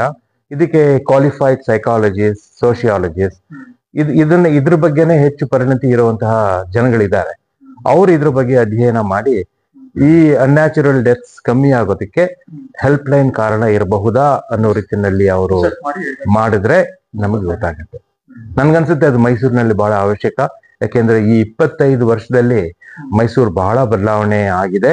ಮತ್ತೆ ಇನ್ನೂ ಹೆಚ್ಚಿನ ಬದಲಾವಣೆಗಳು ನಾವು ಕಾಣ್ತೀವಿ ಮುಂದಿನ 5-10 ವರ್ಷಗಳಲ್ಲಿ. ಮೈಸೂರು ತುಂಬಾ ಬದಲಾವಣೆ ಆಗುತ್ತೆ. ನಿಮಗೆ ಈಗ ಟ್ರೈನ್ ಬಂತು, ಡಬಲ್ ಲೈನ್ ಆಯ್ತು, ಮತ್ತೆ ಎಕ್ಸ್ಪ್ರೆಸ್ ವೇ ಆಯ್ತು, ಮತ್ತೆ ಬೆಂಗಳೂರು ಬೇಡಪ್ಪ, ಇದು ಈ ನಗರದಲ್ಲಿ ಬದುಕೋದನ್ನೇ ಒಂದು ದೊಡ್ಡ ಕ್ರೈಮ್ ಅನ್ನೋ ಒಂದು ಹಂತಕ್ಕೆ ನಾವು ಬಂದಿದ್ದೀವಿ. ಅದಕ್ಕೋಸ್ಕರ ಜನಗಳ ಮುಂದೆ ಇರೋ ಪರ್ಯಾಯ ಏನಪ್ಪಾ ಅಂತಂದ್ರೆ, ಒಂಥರ ನಾವು ಮನುಷ್ಯರಾಗಿ ಬದುಕುವಂತ ಇನ್ನೊಂದು ಜಾಗಕ್ಕೆ ನಾವು ಹೋಗ್ಬೇಕು ಅಂತಂದ್ರೆ ಅವ್ರಿಗೆ ಕಾಣಿಸೋ ಜಾಗ ಮೈಸೂರು. ಸೊ ಹೀಗಾಗಿ ಇನ್ನು ಹೆಚ್ಚು ಜನರು ಮೈಸೂರು ಕಡೆಗೆ ಬರಬಹುದು. ಯಾಕೆಂದ್ರೆ ಮೈಸೂರಿಗೆ ಏರ್ಪೋರ್ಟ್ ಬಂದಿದೆ, ಇವಾಗ ಮೈಸೂರಿಗೆ ರೈಲಿನ ಸಂಪರ್ಕ ಬಂದಿದೆ, ಮತ್ತೆ ಸುಲಭವಾಗಿರುವಂತಹ ನಿಮಗೆ ರಸ್ತೆಯ ಸಂಪರ್ಕನೂ ಬಂದಿದೆ. ಸೊ ಆ ಕಾರಣಕ್ಕೋಸ್ಕರ ನಾವು ಯಾತಕ್ಕೆ ಮೈಸೂರಿಗೆ ಬರಬಾರ್ದು ಅಂತ ಹೇಳಿ ಹೆಚ್ಚು ಜನರು ಮೈಸೂರಿಗೆ ಬರಬಹುದು ಅಂತ. ಮೈಸೂರು ಅಂದ್ರೆ ನಿವೃತ್ತ ಸ್ವರ್ಗ ಅಂತ ಆಲ್ರೆಡಿ ಒಂದ್ ಕಾಲದಲ್ಲಿ ಇತ್ತು. ಈಗ ಅದು ಹಂಗೆ ಇರತ್ತಾ ಬದಲಾವಣೆ ಆಗತ್ತಾ ಅಂತ ಇನ್ನು ಮುಂದಿನ 5-10 ವರ್ಷಗಳಲ್ಲಿ ನಮಗೆ ಗೊತ್ತಾಗತ್ತೆ. ನಮ್ಗೆ ನಮ್ಮ ಅಧಿಕಾರಾವಧಿಯಲ್ಲಿ ಹೆಲ್ಪ್ ಲೈನ್ ಅಂತ ಒಂದು ಯೋಜನೆ ಸ್ಥಾಪನೆ ಮಾಡಿ ನಮ್ಗೆ ತೃಪ್ತಿ ಸಿಕ್ಕಿದೆ. ನನಗೆ ತೃಪ್ತಿ ಸಿಕ್ಕಿದೆ. ಮೈಸೂರಿನ ಜನರು ಕೆಲವು ಅಧಿಕಾರಿಗಳನ್ನ ನೆನೆಸ್ಕೊಂತಾರೆ, ಇವಾಗ್ಲೂ ನೆನೆಸ್ಕೊಂತಾರೆ. ಮೈಸೂರಿನ ಕ್ರೈಮ್ ನ ಫೈಟ್ ಮಾಡೋದಕ್ಕೋಸ್ಕರ ಅಂತ ಹೇಳ್ಬಿಟ್ಟು ನಮ್ಮ ಶ್ರೀ ಕಸ್ತೂರಿ ರಂಗನ್ ಅವರು CCB ಅಂತ ತಯಾರು ಮಾಡಿ, CCB ಮುಖಾಂತರ ನಮ್ಮ ಕ್ರೈಮ್ ನ ಹತೋಟಿಯಲ್ಲಿ ಇಟ್ಕೋಬೇಕು, ಕ್ರಿಮಿನಲ್ಸ್ ನ ಸುಲಭವಾಗಿ ಗುರುತಿಸ್ಬೇಕು, ಅವ್ರ ಮೇಲೆ ಕಾನೂನಿನ ಪ್ರಕಾರ ಕ್ರಮ ತಗೋಬೇಕು ಅಂತ ಹೇಳಿ ಮಾಡಿದ್ರು. ಅದೊಂದು ಬಹಳ ದೊಡ್ಡ ಸಾಧನೆ ಅದು. ಅದನ್ನ ಶ್ರೀ ಕಸ್ತೂರಿ ರಂಗನ್ ಅವರು ಮಾಡಿದ್ರು. ಅದನ್ನ ಇಲ್ಲ ನನಗಿಂತಲೂ ಮೊದಲು ಮೈಸೂರಿನ ಜನರು ಈ ಮೈಸೂರಿನಲ್ಲಿದ್ದಂತಹ ಕೆಲವು ಕಮಿಷನರ್ನ ನೆನೆಸ್ಕೊಂತಾರೆ. ಕಸ್ತೂರಿ ರಂಗನ್ ಅವ್ರನ್ನ ನೆನೆಸ್ಕೊಳ್ಳೋದಿಕ್ಕೆ ಈ ಕಾರಣ. ಇನ್ನೊಂದು ಮಾನ್ಯ ಕೆಂಪಯ್ಯನವ್ರನ್ನ ನೆನೆಸ್ಕೊಂತಾರೆ. ಯಾಕೆಂದ್ರೆ ಮೈಸೂರು ನಗರದಲ್ಲಿ ಪೊಲೀಸ್ ಸ್ಟೇಷನ್ಗಳೆಲ್ಲ ಬಹಳ ಹಾಳಾಗ್ಬಿಟ್ಟಿತ್ತು. ಪೊಲೀಸ್ ಸ್ಟೇಷನ್ಗಳನ್ನ ಕಟ್ಟಡಗಳನ್ನ ಬಹಳ ಉದ್ಧಾರ ಮಾಡಿದವರು ಮತ್ತೆ ಅದಕ್ಕೆ ಒಂಥರ ರೆಸ್ಪೆಕ್ಟಬಿಲಿಟಿ ಕೊಟ್ಟಂತವ್ರು ಅನ್ನೋ ಕಾರಣಕ್ಕೋಸ್ಕರ ಮಾನ್ಯ ಕೆಂಪಯ್ಯನವ್ರನ್ನ ಮೈಸೂರು ಜನಗಳು ನೆನೆಸ್ಕೊಂತಾರೆ. ನನಗೆ ಬಂದಿರೋ ಫೀಡ್ಬ್ಯಾಕ್ ಪ್ರಕಾರ ನನ್ನನ್ನ ನೆನೆಸ್ಕೊಳ್ಳೋದು ಈ ಹೆಲ್ಪ್ ಲೈನ್ ದೃಷ್ಟಿನಲ್ಲಿ ಮತ್ತೆ ನಾನು ಪೊಲೀಸ್ ಭವನನ್ನ ಕಂಪ್ಲೀಟ್ ಮಾಡಿದೆ ಅನ್ನೋ ಕಾರಣಕ್ಕೆ ನನ್ನನ್ನ ನೆನೆಸ್ಕೊಂತಾರೆ ಅನ್ನೋ ಮಾಹಿತಿ ನನಗೆ ಬಂದಿದೆ. ಒಬ್ಬೊಬ್ಬರು ಕಮಿಷನರ್ ಬಂದಾಗ ಒಂದೊಂದು ಯೋಜನೆಗಳನ್ನ ಇಂಪ್ಲಿಮೆಂಟ್ ಮಾಡ್ತಾ ಬಂದ್ರು. ಕೆಂಪಯ್ಯನವ್ರು ಬಂದು ಆಂಟಿ ಸ್ಕೋರ್ ಅಂತ ಮಾಡಿದ್ರು, ತಾವು ಬಂದ್ರಿ ಹೆಲ್ಪ್ ಲೈನ್ ಅಂತ ಮಾಡಿದ್ರು. ಇದಕ್ಕೆ ಅವರ ದೃಷ್ಟಿಕೋನ ತಕ್ಕಂತೆ ರಾಜ್ಯಕ್ಕೆ, ದೇಶಕ್ಕೆ, ಸ್ಥಳಕ್ಕೆ ತಕ್ಕಂತೆ ಏನೇನ್ ಬೇಕು ಅದನ್ನ ಇಂಪ್ಲಿಮೆಂಟ್ ಮಾಡ್ತಾ ಬಂದಿರ್ತಾರೆ. ಈ ತಮ್ಮ ಸೇವಾವಧಿಯಲ್ಲಿ ಮೈಸೂರಿನಲ್ಲಿ ಏನಾದ್ರೂ ಒಂದು ವಿಶೇಷವಾಗಿರ್ತಕ್ಕಂಥ ಮರೆಯಲಾಗದ ಘಟನೆ ನಡೆದಿದ್ದು ಉಂಟಾ ಸರ್? ಮುಖ್ಯವಾಗಿ ಹೇಳ್ಬೇಕು ಅಂತಂದ್ರೆ ಡಾಕ್ಟರ್ ರಾಜ್ಕುಮಾರ್ ಅವ್ರನ್ನ ಅಪಹರಣ ಆದದ್ದು, ಕಿಡ್ನಾಪ್ ಮಾಡಿದ 108 ದಿವಸ, ಕರೆಕ್ಟ್ ಆಗಿ 108 ದಿವಸ ನನ್ನಿಂದ ಹಿಡಿದು ಕೊನೆ ಕಾನ್ಸ್ಟೇಬಲ್ ವರೆಗೆ ನಾವೆಲ್ಲ ರಸ್ತೆನಲ್ಲೇನೆ ಇದ್ವಿ. ನಾವು ಯಾವ ಜಾಗದಲ್ಲಿ ಗಲಾಟೆ ಆಗ್ಬಹುದು ಅಂತ ಗುರ್ತಿಸಿ ಅಲ್ಲಿಗೆ ನಾವು ಪೊಲೀಸ್ನವ್ರನ್ನ ಅಲ್ಲಿ ಕಳಿಸ್ಕೊಟ್ವಿ. 108 ದಿವಸ ನಾವು ಯಾರನ್ನೂ ನಿದ್ದೆ ಮಾಡ್ಲಿಲ್ಲ. ಮತ್ತೆ 108 ದಿವಸ ಕಂಟಿನ್ಯೂಸ್ ಆಗಿ ನಾವು ನಮ್ಮ ಪೊಲೀಸ್ನವ್ರಿಗೆ ರಿಲೀಫ್ ಮೆಷರ್ಸ್ ಮತ್ತೆ ಅವ್ರಿಗೆ ಊಟದ ಸಪ್ಲೈ, ನೀರಿನ ಸಪ್ಲೈ ಎಲ್ಲಾನು ಮಾಡ್ಕೊಂಡು ಯಾಕೆ ಬರ್ತಾ ರಾಜ್ಕುಮಾರ್ ಯಾವಾಗ ಬರ್ತಾರೆ ಅಂತ ಆಗ್ತಾ ಇತ್ತು. ಆದ್ರೆ ಹಂಗಾಗ್ಲೇ ಇಲ್ಲ. ಸೊ ಹಾಗಾಗಿ ಒಂಥರ ದೊಡ್ಡ ಆತಂಕ ಉಂಟಾಯ್ತು. ಆ ಸಮಯದಲ್ಲಿ ಮೈಸೂರಿನ ಪೊಲೀಸ್ನವರು 108 ದಿವಸ ರಸ್ತೆನಲ್ಲಿ ಇದ್ದು ಯಾವುದೇ ಸಣ್ಣ ಘಟನೆಗೂ ಅವಕಾಶ ಮಾಡಿಕೊಡ್ಲಿಲ್ಲ. ಅದಕ್ಕೆ ನಾನು ಮೈಸೂರಿನ ಜನತೆಗೆ ಮತ್ತೆ ಮೈಸೂರಿನ ಪೊಲೀಸ್ನವ್ರಿಗೆ ನಾನು ಬಹಳ ನನ್ನ ಗ್ರಾಟಿಟ್ಯೂಡ್, ನಾನು ತುಂಬಾ ಕೃತಜ್ಞ. ಆ ಟೈಮ್ನಲ್ಲಿ ಮೈಸೂರಲ್ಲಿ ಒಂದು ಕಡೆ ಒಂದು ಸಣ್ಣ ಘಟನೆ ಆಗಿತ್ತು, ಉದಾಹರಣೆ ಸಿಕ್ಕಿಲ್ಲ. ಯಾಕಂದ್ರೆ ನಾನು ಕೂಡ ಮೈಸೂರಿನಾಗಿದ್ದರಿಂದ ರಾಜ್ಕುಮಾರ್ ಅಪಹರಣೆ ಮಾಡಿದಾಗ ಅವಲೋಕನ ಮಾಡ್ತಾ ಇದ್ದಾಗ ಅಂತದ್ದೇನು ಘಟನೆಗಳು ನಡೆದಿರುವಂತದ್ದು. ಹಿಂದಿನ ದಿವಸ ನಾನು ಒಂದು ನಿಮಿಷನೂ ನಾನು ನಿದ್ದೆ ಮಾಡಕ್ ಸಾಧ್ಯ ಆಗ್ಲಿಲ್ಲ. ನನಗೆ ಸುಮಾರು 12 ಗಂಟೆ ಅಷ್ಟೊತ್ತಿಗೆ ನಮ್ಮ ಸ್ನೇಹಿತರೊಬ್ರು ಫೋನ್ ಮಾಡಿ ಈ ರೀತಿ ಆಗಿದೆ ಅಂತ ಹೇಳಿದ್ರು. ಸೊ ನಾನು ಬೆಳಿಗ್ಗೆ ಅಷ್ಟೊತ್ತಿಗೆ ಇಡೀ ಪ್ರಪಂಚಕ್ಕೆ ಗೊತ್ತಾಗತ್ತೆ ಆದ್ರೆ ಏನೂ ಆಗ್ಬಾರ್ದು ಅಂತ ಹೇಳಿ ನಾನು ನನ್ನ ಸಂಬಂಧಪಟ್ಟಂತ ಎಲ್ಲಾ ಅಧಿಕಾರಿಗಳನ್ನು ಹೇಳಿಸಿ ಬೆಳಿಗ್ಗೆ 6 ಗಂಟೆ ಅಷ್ಟೊತ್ತಿಗೆ ಯಾವ ರೀತಿಯಾದ ವ್ಯವಸ್ಥೆ ಮಾಡಬೇಕು ಅಂತೆಲ್ಲ ಹೇಳಿ ಅವಾಗ್ಲೇ ಪ್ರತಿಯೊಬ್ಬರ ಜೊತೆನೂ ಮಾತನಾಡಿ ನಮ್ಮ ಪೊಲೀಸ್ ಫೋರ್ಸ್ ನ ಮೊಬಿಲೈಸ್ ಮಾಡಿ ಪೋಸ್ಟಿಂಗ್ಸ್ ನ ಮಾಡಿ ನಾನು 6 ಗಂಟೆಗೆ ನಾನು KR ಸರ್ಕಲ್ ಅಲ್ಲಿ ಇದ್ದೆ ಬೆಳಿಗ್ಗೆ. ಸೊ ಅವಾಗ ಶುರುವಾಗಿದ್ದು 108 ದಿವಸ ಒಬ್ಬ ಸಿಂಗಲ್ ಕಾನ್ಸ್ಟೇಬಲ್ ಸಹ ರಿಲ್ಯಾಕ್ಸ್ ಮಾಡ್ಕೊಳ್ಳಕ್ಕೆ ಸಾಧ್ಯ ಆಗ್ಲಿಲ್ಲ. ಮತ್ತೆ ಅವಾಗ ತುಂಬಾ ಬರಗಾಲ ಬಂತು. 3 ಮಳೆಯ ವೈಫಲ್ಯದಿಂದ ದೊಡ್ಡ ಬರಗಾಲ ಬಂತು. ಅವಾಗ ದಸರಾ ನಡಿಬಾರ್ದು ಅಂತ, ಮತ್ತೆ ಕಾವೇರಿ ವಿವಾದ ಬಂದಿದ್ರಿಂದ ನಾವು ಏನೇನೋ ಈ ಭಯೋತ್ಪಾದಕರಿಂದ ಏನೇನೋ ಆಗತ್ತೆ ಅನ್ನೋ ಒಂದು ಮಾಹಿತಿ ಬಂತು. ಅದನ್ನ ಹೆಚ್ಚು ಹೇಳಕ್ ಸಾಧ್ಯ ಇಲ್ಲ. ಅದಕ್ಕೆ ಏನು ಬಂದೋಬಸ್ತ್ ಮಾಡ್ಬೇಕಾಗಿ ಬಂತು. ಅವನ್ನ ಯಾರಿಗೂ ಕಾಣಿಸ್ದೇ ಇರೋ ರೀತಿನಲ್ಲಿ ಇಂಥ ಒಂದು ಮಾಹಿತಿ ನನ್ನ ಮುಂದೆ ಇದೆ ಅಂತ ತೋರಿಸ್ಕೊಳ್ಳದೇನೆ ಅದಕ್ಕೆ ತಕ್ಕಂತೆ ಮೈಸೂರು ದಸರಾನೂ ಚೆನ್ನಾಗಿ ನಡೀಬೇಕು, ಮತ್ತೆ ಯಾವುದೇ ಭಯೋತ್ಪಾದಕರಿಂದ ಯಾವುದೇ ವಿಧ್ವಂಸಕ ಕೃತ್ಯ ಆಗದೆ ಇರೋ ರೀತಿನಲ್ಲಿ ಆಗಬೇಕು. ಈ 3 ವರ್ಷಗಳ ಕಾಲ ಮಳೆಯ ವೈಫಲ್ಯದಿಂದ ನಮ್ಮ ನಾಡಿನಲ್ಲಿ ಉಂಟಾದ ಗಲಭೆಗಳಿಂದ, ನಷ್ಟಗಳಿಂದ, ನೀರಿನ ಕೊರತೆಯಿಂದ ಒಂಥರ ಒಂದು ಲಾಲೆಸ್ನೆಸ್ ಕ್ರಿಯೇಟ್ ಆಗಬಾರ್ದು ಅನ್ನೋ ರೀತಿನಲ್ಲಿ ಅಧಿಕಾರ ನಡೆಸಬೇಕಾಗಿ ಬಂತು. ಕಷ್ಟದ ದಿನಗಳು. ಅವಾಗ ನಾವೇನೇನ್ ಮಾಡಿದ್ವಿ, ಯಾವ ರೀತಿಯಾದ ಮಾಹಿತಿ ಬಂತು ಅನ್ನೋದನ್ನ ನಾನು ಹೇಳಕ್ ಸಾಧ್ಯ ಇಲ್ಲ. ಅದೆಲ್ಲ ಗುಪ್ತಚರ ವರದಿಗಳು ಮಾಡಕ್ಕಾಗಲ್ಲ. ಆದ್ರೆ ಮೈಸೂರಿನಲ್ಲಿ ಆ 3 ವರ್ಷ ಏನೂ ಆಗ್ಲಿಲ್ಲ, ಒಂದು ವಿಧ್ವಂಸಕ ಕೃತ್ಯನೂ ಆಗ್ಲಿಲ್ಲ. ನಾಡು ಹಬ್ಬ ನಡ್ಕೊಂಡೇ ಬಂತು. ಮತ್ತು ರಾಜ್ಕುಮಾರ್ ಅಪಹರಣದಿಂದ ಮೈಸೂರಿನಲ್ಲಿ ಯಾವುದೇ ರೀತಿಯಾದಂತಹ ಗಲಭೆಗಳು ಆಗ್ಲಿಲ್ಲ. ಯಾಕೆಂದ್ರೆ 91ರಲ್ಲಿ ಯಾವ ರೀತಿಯಾದಂತಹ ಈ ಕಾವೇರಿ ವಿವಾದ ಬಂದಾಗ ಇಡೀ ರಾಜ್ಯದಲ್ಲಿ ಗಲಭೆ ಆಯ್ತು. ತುಂಬಾ ಬೆಂಕಿ ಹಚ್ಚೋ ಕೆಲಸ, ಜನಗಳಿಗೆ ಅದರಲ್ಲೂ ಮುಖ್ಯವಾಗಿ ತಮಿಳರ ಮೇಲೆ ಆದಂತಹ ಈ ಜನಾಂಗೀಯ ದ್ವೇಷ ಇದೆಲ್ಲ ಆಯ್ತಲ್ಲ, ಆ ತರದ್ದು ಒಂದು ಘಟನೆನೂ ಮೈಸೂರಿನಲ್ಲಿ. ರಾಜ್ಕುಮಾರ್ ಅಪಹರಣ ಇದು ಬರೀ ಕರ್ನಾಟಕಕ್ಕೆ ಮಾತ್ರ ಸೀಮಿತವಾಗಿರ್ತಕ್ಕಂಥದ್ದು. ಈ ಕಾವೇರಿ ವಿವಾದ ಇದು ತಮಿಳುನಾಡು ಮತ್ತು ಕರ್ನಾಟಕಕ್ಕೆ ಸಂಬಂಧಪಟ್ಟದ್ದು. ಅದರಿಂದ ಅವರ ಮನಸ್ಥಿತಿ ಸಾಮಾನ್ಯ ವ್ಯತ್ಯಾಸ ಆಗುತ್ತೆ. ಇಲ್ಲ, ನಿಮಗೆ ಅವಾಗೇನಾಯ್ತು ಅಂತಂದ್ರೆ ಈ ವೀರಪ್ಪನಿಂದ ಬಂದ ಬೇಡಿಕೆಗಳಲ್ಲಿ ಕಾವೇರಿನೂ ಸೇರ್ಕೊಂಡ್ಬಿಟ್ಟಿತ್ತು. ಅವಾಗ್ಲೇ ನಮಗನ್ಸಿದ್ದು ವೀರಪ್ಪನಿಗೆ ಈ LTTE ಅಥವಾ ಬೇರೆ ವಿಧ್ವಂಸಕ ಕೃತ್ಯಗಳಲ್ಲಿ ತೊಡಗಿರುವಂತಹ ವ್ಯಕ್ತಿಗಳು ವೀರಪ್ಪನ ಜೊತೆ ಸಂಪರ್ಕ ಇಟ್ಕೊಂಡು ಈ ರೀತಿಯಾದಂತಹ ಬೇಡಿಕೆಗಳನ್ನ ನಮ್ಮ ಸರ್ಕಾರದ ಮುಂದೆ ಇಡ್ತಾ ಇದ್ದಾರೆ ಅನ್ನೋ ವಿಷಯ ನಮ್ಮ ಗಮನಕ್ಕೆ ಬಂತು. ಸೊ ಹಾಗಾಗಿ ನಾವು ಯಾವುದೇ ವಿಧ್ವಂಸಕ ಕೃತ್ಯ ನಡೆದೇ ಇರೋ ರೀತಿಯಲ್ಲಿ ನಾವು ಇಲ್ಲಿ ಕೆಲಸ ಮಾಡ್ಬೇಕಾಗಿ ಬಂತು. ಬಹಳ ಶ್ರಮಪಟ್ಟು ಅವಾಗ 3 ತಿಂಗಳು ಪೊಲೀಸ್ ಇಲಾಖೆಯಲ್ಲಿ ತಾವು ಎಲ್ಲ ನಿಮಗೆ 108 ದಿವಸ ಬರೀ ರಾಜ್ಕುಮಾರ್ ಅಬ್ಡಕ್ಷನ್. ಆದ್ರೆ ಈ ಕಾವೇರಿ ವಿವಾದದ ವಿಷಯದಲ್ಲಿ ನಮಗೆ 3 ವರ್ಷ ನಾವು ತಮಿಳುನಾಡಿಗೆ ಹೆಚ್ಚು ನೀರು ಕೊಡೋಕ್ ಸಾಧ್ಯ ಆಗ್ಲಿಲ್ಲ. ಸೊ ಅದಕ್ಕೆ 3 ವರ್ಷ ಕಂಟಿನ್ಯೂ ನಿಮ್ಗೆ ಒಂದೇ ಸಮನೆ 3 ವರ್ಷ ಮಳೆಯ ವೈಫಲ್ಯ. ಆವಾಗ ನಿಮಗೆ 2001, 2, 3 ವರ್ಷ ಕಂಟಿನ್ಯೂಸ್ ಆಗಿ ನಿಮಗೆ ಮಳೆಯ ವೈಫಲ್ಯದಿಂದ ನಮ್ಮಲ್ಲಿ ನಮ್ಮ ಕೆರೆಗಳು ಎಲ್ಲ ಒಣಗೋಯ್ತು, ನಮ್ಮ ಜಲಾಶಯಗಳಲ್ಲಿ ನೀರಿರ್ಲಿಲ್ಲ, ನಮ್ಮ ರೈತರಿಗೆ ಬೆಳೆ ಇರ್ಲಿಲ್ಲ. ಸೊ ಹೀಗಾಗಿ ದೊಡ್ಡ ರೀತಿನಲ್ಲಿ ಇಲ್ಲಿ ಏನೇನೋ ನಡಿಬೇಕಿತ್ತು. ನಮ್ಗೆ ನೀರಿಲ್ಲ, ಅವ್ರಿಗೆ ನೀರು ಬಿಡಕ್ಕಾಗಿಲ್ಲ. ಸೂಕ್ಷ್ಮವಾಗಿ ಈ ಕಾವೇರಿ ವಿಚಾರ, ತಾಂತ್ರಿಕ ವಿಚಾರವಾಗಿ, ಟೆಕ್ನಿಕಲ್ ವಿಚಾರವಾಗಿ ಏನ್ ಸಮಸ್ಯೆ ಬಗ್ಗೆ ಹೇಳ್ತೀರಾ ಸರ್?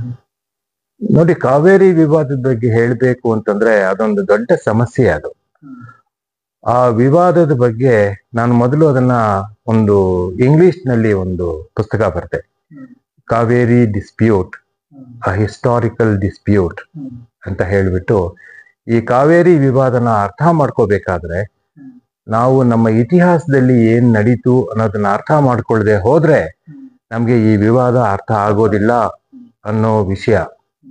ನಮಗೆ ಮೈಸೂರು ಸಂಸ್ಥಾನಕ್ಕೆ ಯಾವಾಗ ಯಾವ ರೀತಿನಲ್ಲಿ ಎಷ್ಟೆಷ್ಟು ಅನ್ಯಾಯಗಳಾಯ್ತು ಅನ್ನೋದು ನಮ್ಮ ದೇಶದ ಜನಗಳಿಗೆ ಅದು ಗೊತ್ತಿಲ್ಲ ಅವ್ರಿಗೆ. ಆ ದೃಷ್ಟಿಯಿಂದ ನಾನು ಇತಿಹಾಸದಲ್ಲಿ ಏನ್ ನಡೀತು, ಇತಿಹಾಸದ ಘಟನೆಗಳಿಗೂ ಕಾವೇರಿಗೂ ಏನ್ ಸಂಬಂಧ ಅನ್ನೋದನ್ನ ನನ್ನ ಪುಸ್ತಕದಲ್ಲಿ ನಾನು ಕಾವೇರಿ ಡಿಸ್ಪ್ಯೂಟ್ ಅನ್ನೋ ಪುಸ್ತಕ ಓದಿದ್ರೆ ಅದರಲ್ಲಿ ಈ ವಿಷಯ ಗೊತ್ತಾಗತ್ತೆ. ಯಾಕಪ್ಪ ಅಂದ್ರೆ ನಮಗೆ ಈ ಬ್ರಿಟಿಷ್ನವರು ನಮ್ಮ ದೇಶಕ್ಕೆ ಬಂದ್ರು, ವ್ಯಾಪಾರಿಗಳಾಗಿ ಬಂದ್ರು 1608ರಲ್ಲಿ. ವ್ಯಾಪಾರಿಗಳಾಗಿ ಬಂದ್ಮೇಲೆ ಅವ್ರು 150 ವರ್ಷ ಅವ್ರು ಬರೀ ವ್ಯಾಪಾರಿಗಳಾಗೇನೆ ಉಳ್ಕೊಂಡ್ರು ಅವರು. ಆದ್ರೆ ಅವ್ರು ಅವರ ಮನಸ್ಸು ಬರೀ ವ್ಯಾಪಾರದ ಬಗ್ಗೆ ಮಾತ್ರ ಇರ್ಲಿಲ್ಲ. ಈ ಭಾರತದ ಉಪಖಂಡದಲ್ಲಿ ಏನೇನ್ ಆಗ್ತಾ ಇದೆ ಅನ್ನೋದನ್ನ ಬಹಳ ಸೂಕ್ಷ್ಮವಾಗಿ ನೋಡ್ಕೊಂಡ್ ಬಂದ್ರು ಅವರು. ಯಾವ್ಯಾವ ತರದ ರಾಜರುಗಳಿದ್ದಾರೆ, ಏನ್ ಇಲ್ಲಿ ಅಧಿಕಾರದ ರೀತಿ ನೀತಿ ಏನು, ಯಾವ ರೀತಿನಲ್ಲಿ ಆಡಳಿತ ನಡೆಸ್ತಾ ಇದ್ದಾರೆ ಅನ್ನೋದನ್ನ ಬಹಳ ಸೂಕ್ಷ್ಮವಾಗಿ ಅವರು ಅದನ್ನ ನೋಡ್ಕೊಂಡ್ ಬಂದ್ರು ಅವರು. ಆಮೇಲೆ ಅವರು ತಮ್ಮ ವ್ಯಾಪಾರಕ್ಕೋಸ್ಕರ ಅಂತ ಹೇಳ್ಬಿಟ್ಟು ತಮ್ಮದೇ ಆದ ಒಂದು ಸೈನ್ಯವನ್ನ ಇಟ್ಕೊಂಡಿದ್ರು ಅವರು. ಅದನ್ನ ಉಪಯೋಗಿಸಿ ಅವ್ರಿಗೆ ಉತ್ತರ ಭಾರತದಲ್ಲಿ ನಿಮಗೆ 1756ರಲ್ಲಿ ಅವರು ಬ್ಯಾಟಲ್ ಆಫ್ ಪ್ಲಾಸಿ ನಲ್ಲಿ ಅವರು ಬಂಗಾಳದ ರಾಜ ಸಿರಾಜುದ್ದೀನ್ ದೌಲಾನನ ಅವನನ್ನ ಸೋಲಿಸಿದ್ರು. ಅವ್ರನ್ನ ಅಷ್ಟೇ ಸುಲಭವಾಗಿ ಇಂಥ ಒಂದು ದೊಡ್ಡ ರಾಜನ್ನ, ಇಂಥ ಒಂದು ದೊಡ್ಡ ಶ್ರೀಮಂತ ದೇಶವನ್ನ ನಾವು ನಮ್ಮ ವಶಕ್ಕೆ ತಗೊಂಡ್ಬಿಟ್ವಲ್ಲ, ಅದರಿಂದ 2 ಹಡಗುಗಳಲ್ಲಿ ನಾವು ವಜ್ರ ವೈಡೂರ್ಯ ಚಿನ್ನನ ನಾವು ಸಾಗಿಸಿದ್ವಲ್ಲ, ನಾವು ಈ ಇಡೀ ದೇಶನ ನಾವು ಆಕ್ಯುಪೈ ಮಾಡ್ಕೊಂಡ್ರೆ ನಾವು ಇನ್ನೇನೇನ್ ತಗೋಬಹುದು ಅನ್ನೋ ಒಂದು ಆಸೆ ಅವ್ರಿಗೆ ಬಂತು. ಆಗ ಅವ್ರಿಗೆ ಅಲ್ಲಿಂದ ಬಂಗಾಲ್ನಿಂದ ಪಶ್ಚಿಮಕ್ಕೆ ಬರೋಕೆ ಸಾಧ್ಯ ಆಗ್ಲಿಲ್ಲ. ಯಾಕೆಂದ್ರೆ ಆಗ ಮೊಘಲರು ಬಹಳ ಬಲವಾಗಿದ್ರು. ಆಗ ದಕ್ಷಿಣದಿಂದ ಬರಬಹುದಾದಂತ ಒಂದು ಪ್ರಯತ್ನ ಮಾಡಿದ್ರು. ಆ ಸಮಯದಲ್ಲಿ ಹೈದರ್ ಬಹಳ ಬಲಶಾಲಿಯಾಗಿದ್ರು. ಮೈಸೂರಿನ ಒಬ್ಬ ಸೇನಾನಿಯಾಗಿ ಹೈದರ್ ಇದ್ದು ನಮಗೆ ದಕ್ಷಿಣ ಭಾರತದಲ್ಲಿ 80,000 ಚದರ ಮೈಲಿಗೆ ಈ ಯಾವುದು ಅದನ್ನ ಕರ್ನಾಟಕ ಅಂತ ಕರಿತಾ ಇದ್ರು. ಕರ್ನಾಟಕ ಹೈದರಾಬಾದ್ ಹೈದರಾಲಿಯ ವಶದಲ್ಲಿ ಇತ್ತು. ಅವಾಗ ನಮಗೆ 4 ಯುದ್ಧಗಳಾಯ್ತು. 1767ರಿಂದ 1799ರವರೆಗೆ 4 ಯುದ್ಧಗಳಾಯ್ತು. ಮೊದಲನೇ 2 ಯುದ್ಧದಲ್ಲಿ ಹೈದರಾಲಿ ಮತ್ತೆ ಟಿಪ್ಪು ಗೆದ್ರು. ಹೈದರಾಲಿ 1782ರಲ್ಲಿ ತೀರ್ ಹೋದ್ರು. ಟಿಪ್ಪು ಆಡಳಿತದಲ್ಲಿ ಮೇಲೆ ಬಂದ್ರು. ಆಮೇಲಿಂದ ಬ್ರಿಟಿಷ್ನವರು ನಾವು ಗೆಲ್ಲಬೇಕಾದ್ರೆ ನಾವೇ ಈ ರೀತಿಯಾದ ಯುದ್ಧ ಮಾಡೋಕ್ ಸಾಧ್ಯವಾಗೋದಿಲ್ಲ, ಬೇರೆಯವ್ರ ಸಹಾಯವನ್ನು ತಗೊಂಡ್ರೆ ಆಗ ನಾವು ಇಂಥ ಒಂದು ವ್ಯವಸ್ಥೆಯನ್ನ ನಮ್ಮ ಅಡಿಗೆ ತಗೋಬಹುದು ಅಂತ ಅನ್ನಿಸ್ಬಿಟ್ಟು ಅವರು ಮರಾಠರು ಮತ್ತೆ ಹೈದರಾಬಾದನ್ನ ಒಟ್ಟಿಗೆ ಸೇರಿಸ್ಕೊಂಡ್ಬಿಟ್ರು. ಅವರೊಂದು ತ್ರಿಪಕ್ಷೀಯ ಒಂದು ಯೋಜನೆ, ಒಂದು ಒಪ್ಪಂದ ಮಾಡ್ಕೊಂಡ್ರು ಅವರು. ಆ ರೀತಿ ಆಗ್ಬಿಟ್ಟು 90-92ರಲ್ಲಿ ಟಿಪ್ಪುವಿನ ಸೋಲ್ಸಿದ್ರು. 99 ಕೊನೆ ಮೈಸೂರು ಯುದ್ಧದಲ್ಲಿ ಟಿಪ್ಪು ತೀರೋಗ್ಬಿಟ್ರು. ಆಮೇಲಿಂದ ಮೈಸೂರು ಸಂಸ್ಥಾನ ನಮ್ಮ 1799ರ ಒಪ್ಪಂದದ ಪ್ರಕಾರ ಈಸ್ಟ್ ಇಂಡಿಯಾ ಕಂಪನಿ ಕೆಳಗಡೆ ಬಂತು. ಸೊ ಹಾಗಾಗಿ ಬ್ರಿಟಿಷ್ ಆಡಳಿತಕ್ಕೆ ನಮ್ಮ ಮೈಸೂರು ರಾಜ್ಯ ಬಂದ ಕಾರಣದಿಂದ ಮಡ್ರಾಸ್ ಪ್ರೆಸಿಡೆನ್ಸಿಯ ಇನ್ಫ್ಲೂಯೆನ್ಸ್ ಜಾಸ್ತಿ ಆದ್ರಿಂದ ನಾವು ಮಡ್ರಾಸ್ ಪ್ರೆಸಿಡೆನ್ಸಿನಲ್ಲಿ ಒಂದು ಅಧೀನ ರಾಜ್ಯವಾಗಿ ನಾವು ಕೆಲಸ ಮಾಡ್ಬೇಕಾಗಿ ಬಂತು. ನಮ್ಮನ್ನ ವಾಸಲ್ ಸ್ಟೇಟ್ ಅಂತ ಕರೀತಾ ಇತ್ತು. ಆದ್ರೆ ಮೈಸೂರಿನಲ್ಲಿ ತೊಂದರೆ ಏನಪ್ಪಾ ಅಂತಂದ್ರೆ, ಮೈಸೂರಿನಲ್ಲಿ ನಮಗೆ ಮಳೆಯ ಕೊರತೆಯಿಂದ ತುಂಬಾ ನಮ್ಮ ಕೆರೆಗಳೆಲ್ಲ ಸಾಕಷ್ಟು ನೀರು ಇರ್ತಾ ಇರಲಿಲ್ಲ. ಮೈಸೂರು ಸಂಸ್ಥಾನದಲ್ಲಿ ಆಗ ನಿಮ್ಗೆ ಯಾವ ಜಲಾಶಯನೂ ಇರಲಿಲ್ಲ, ಎತ್ತರವಾದಂತಹ ಜಲಾಶಯಗಳು ಯಾವುದೂ ಇರಲಿಲ್ಲ. ಕೆರೆಗಳಲ್ಲಿ ಸಂಗ್ರಹವಾದ ನೀರಿನಿಂದ ಮಾತ್ರ ನಮ್ಮ ಕೃಷಿ ನಡೀತಾ ಇತ್ತು. ಇನ್ ಮಿಕ್ಕಿದ ಕೃಷಿಗೆ ಬೇರೆ ಯಾವುದೇ ವಿಧಾನ ಇರಲಿಲ್ಲ. ಆ ಸಮಯದಲ್ಲಿ ನಮಗೆ ಮೈಸೂರಿಗೆ ಮುಮ್ಮಡಿ ಕೃಷ್ಣರಾಜ ಒಡೆಯರ್ ಕಾಲದಲ್ಲಿ 1820ರ ದಶಕದಲ್ಲಿ ಮಳೆ ವೈಫಲ್ಯದಿಂದ ತುಂಬಾ ಕ್ಷಾಮ ಬಂತು. ಅವಾಗ ಆಡಳಿತದಲ್ಲಿ ಏನೇನೋ ಬದಲಾವಣೆಗಳಾಗಿ ಅವಾಗ ನೀವು ಆಡಳಿತ ನಡೆಸೋದಕ್ಕೆ ನಿಮ್ಗೆ ಆಗೋದಿಲ್ಲ ಅಂತ ಹೇಳ್ಬಿಟ್ಟು ಬ್ರಿಟಿಷರು ಮುಮ್ಮಡಿ ಕೃಷ್ಣರಾಜ ಒಡೆಯರ್ನ ಅಧಿಕಾರದಿಂದ ಇಳಿಸಿ 31ರಲ್ಲಿ ಅವರನ್ನೇ ಮೈಸೂರು ಸಂಸ್ಥಾನದ ಆಡಳಿತವನ್ನ ನೇರವಾಗಿ ತಾವೇ ವಹಿಸ್ಕೊಂಡ್ಬಿಟ್ರು. ಅದು 50 ವರ್ಷ ನಡೆದು ಬಂತದು. 31ನೇ ಇಸ್ವಿಯಿಂದ 81ರವರೆಗೆ ನಡ್ಕೊಂಡು ಬಂತು. ಈ ಮಧ್ಯದಲ್ಲಿ ನಮ್ಮ ಈ ಕೆರೆಗಳು ಬತ್ತಿ ಹೋಗಿ ಈಗ ಕ್ಷಾಮಗಳೆಲ್ಲನೂ ಆಗಿ ಲಕ್ಷಾಂತರ ಜನ ಸತ್ತದ್ರಿಂದ ನಮ್ಮ ಸರ್ಕಾರ, ಮೈಸೂರಿನ ಸರ್ಕಾರ, ಒಬ್ರು ಬ್ರಿಟಿಷ್ ಅಧಿಕಾರಿ ಸ್ಯಾಂಕಿ ಅನ್ನೋರ್ಗೆ ನೀರಿನ ನಿರ್ವಹಣೆಯ ಬಗ್ಗೆ ಬಹಳ ಆಸಕ್ತಿ ಇತ್ತು. ಮತ್ತೆ ಅವರಲ್ಲಿ ಹೆಚ್ಚಿನ ಅವರು ವ್ಯವಧಾನ ತುಂಬಾ ಸ್ಟಡಿ ಮಾಡಿದಂತಹ ವ್ಯಕ್ತಿ ಕರ್ನಲ್ ಸ್ಯಾಂಕಿ. ಅವರು ಒಂದು ಅಧ್ಯಯನ ಮಾಡಿ ಹೇಳಿದ್ರು, ನಿಮಗೆ ಮೈಸೂರಿನ ನಿಮ್ದು ಟೋಪೋಗ್ರಫಿ ಹೇಗಿದೆ ಅಂತಂದ್ರೆ, ಇದು ಯಾವಾಗ್ಲೂ ಮಳೆಯ ಕೊರತೆಯ ಪ್ರದೇಶವಾಗಿ ಉಳ್ಕೊಂಡ್ಬಿಡತ್ತೆ. ಯಾಕೆ ಅಂದ್ರೆ ನಿಮಗೆ ಪಶ್ಚಿಮ ಘಟ್ಟ ಒಂದು 2000 ಅಡಿಯ ಗೋಡೆ. ನಮ್ಮ ಮೋಡಗಳು ಈ ಗೋಡೆಯನ್ನ ದಾಟಿ ಈ ಕಡೆ ಬರೋದಿಕ್ಕೆ ಕಷ್ಟವಾಗತ್ತೆ. ಕರಾವಳಿನಲ್ಲಿ ಮಳೆ ಆಗತ್ತೆ, ಮಲೆನಾಡಿನಲ್ಲಿ ಮಳೆ ಆಗತ್ತೆ. ಆದ್ರೆ ಮೈಸೂರು ಸಂಸ್ಥಾನ ಹೆಚ್ಚು ಇರುವಂತಹ ಪ್ರದೇಶ ಅದು ಬಯಲುಸೀಮೆ, ಅದು ಮಳೆಯ ಕೊರತೆಯ ಹಾಗೇನೆ ರೈನ್ ಶ್ಯಾಡೋ ಏರಿಯಾಗೆ ಉಳ್ಕೊಂಡ್ಬಿಡುತ್ತೆ. ಅದರಿಂದ ನಮಗೆ ಬೀಳೋ ಮಳೆಯಲ್ಲಿ ನಮ್ಮ ಕೆರೆಗಳಲ್ಲಿ ನಾವು ನೀರನ್ನ ಹೆಚ್ಚು ಶೇಖರಣೆ ಮಾಡಿದ್ರೆ ಈ ಮಳೆಯ ಕೊರತೆಯ ಸಮಯದಲ್ಲಿ ನಾವನ್ನ ಉಪಯೋಗಿಸ್ಕೋಬಹುದು ಅಂತ ಹೇಳಿ ಅವರು ತಮ್ಮ ಕೆಲವು ಶಿಫಾರಸುಗಳನ್ನ ಕೊಟ್ರು. ಅವರ ವರದಿ ಕೊಟ್ಟಿದ್ದು 1886ರಲ್ಲಿ. ಅದ್ರ ಪ್ರಕಾರ ಇವರು ನಮ್ಮ ಮೈಸೂರು ಸಂಸ್ಥಾನ ಈ ಕೆರೆಗಳ ಊಢತ್ತ ಕೆಲಸ ಶುರು ಮಾಡಿದಾಗ ನೀವು ಇದನ್ನ ಮಾಡಕ್ಕಾಗಲ್ಲ ಅಂತ ಹೇಳಿ ಬ್ರಿಟಿಷ್ ಅಧಿಕಾರಿಗಳು, ಅವಾಗಿನ ಕಾಲದಲ್ಲಿ ನಮ್ಮ ಇಲ್ಲೊಬ್ರು ದಿವಾನ್ ಶೇಷಾದ್ರಿ ಅಯ್ಯರ್ ಅಂತ ಇದ್ರು, ಅವರು ಬ್ರಿಟಿಷ್ ಸಂಸ್ಥಾನದ ಜೊತೆ ಮಡ್ರಾಸ್ ಪ್ರೆಸಿಡೆನ್ಸಿ ಜೊತೆ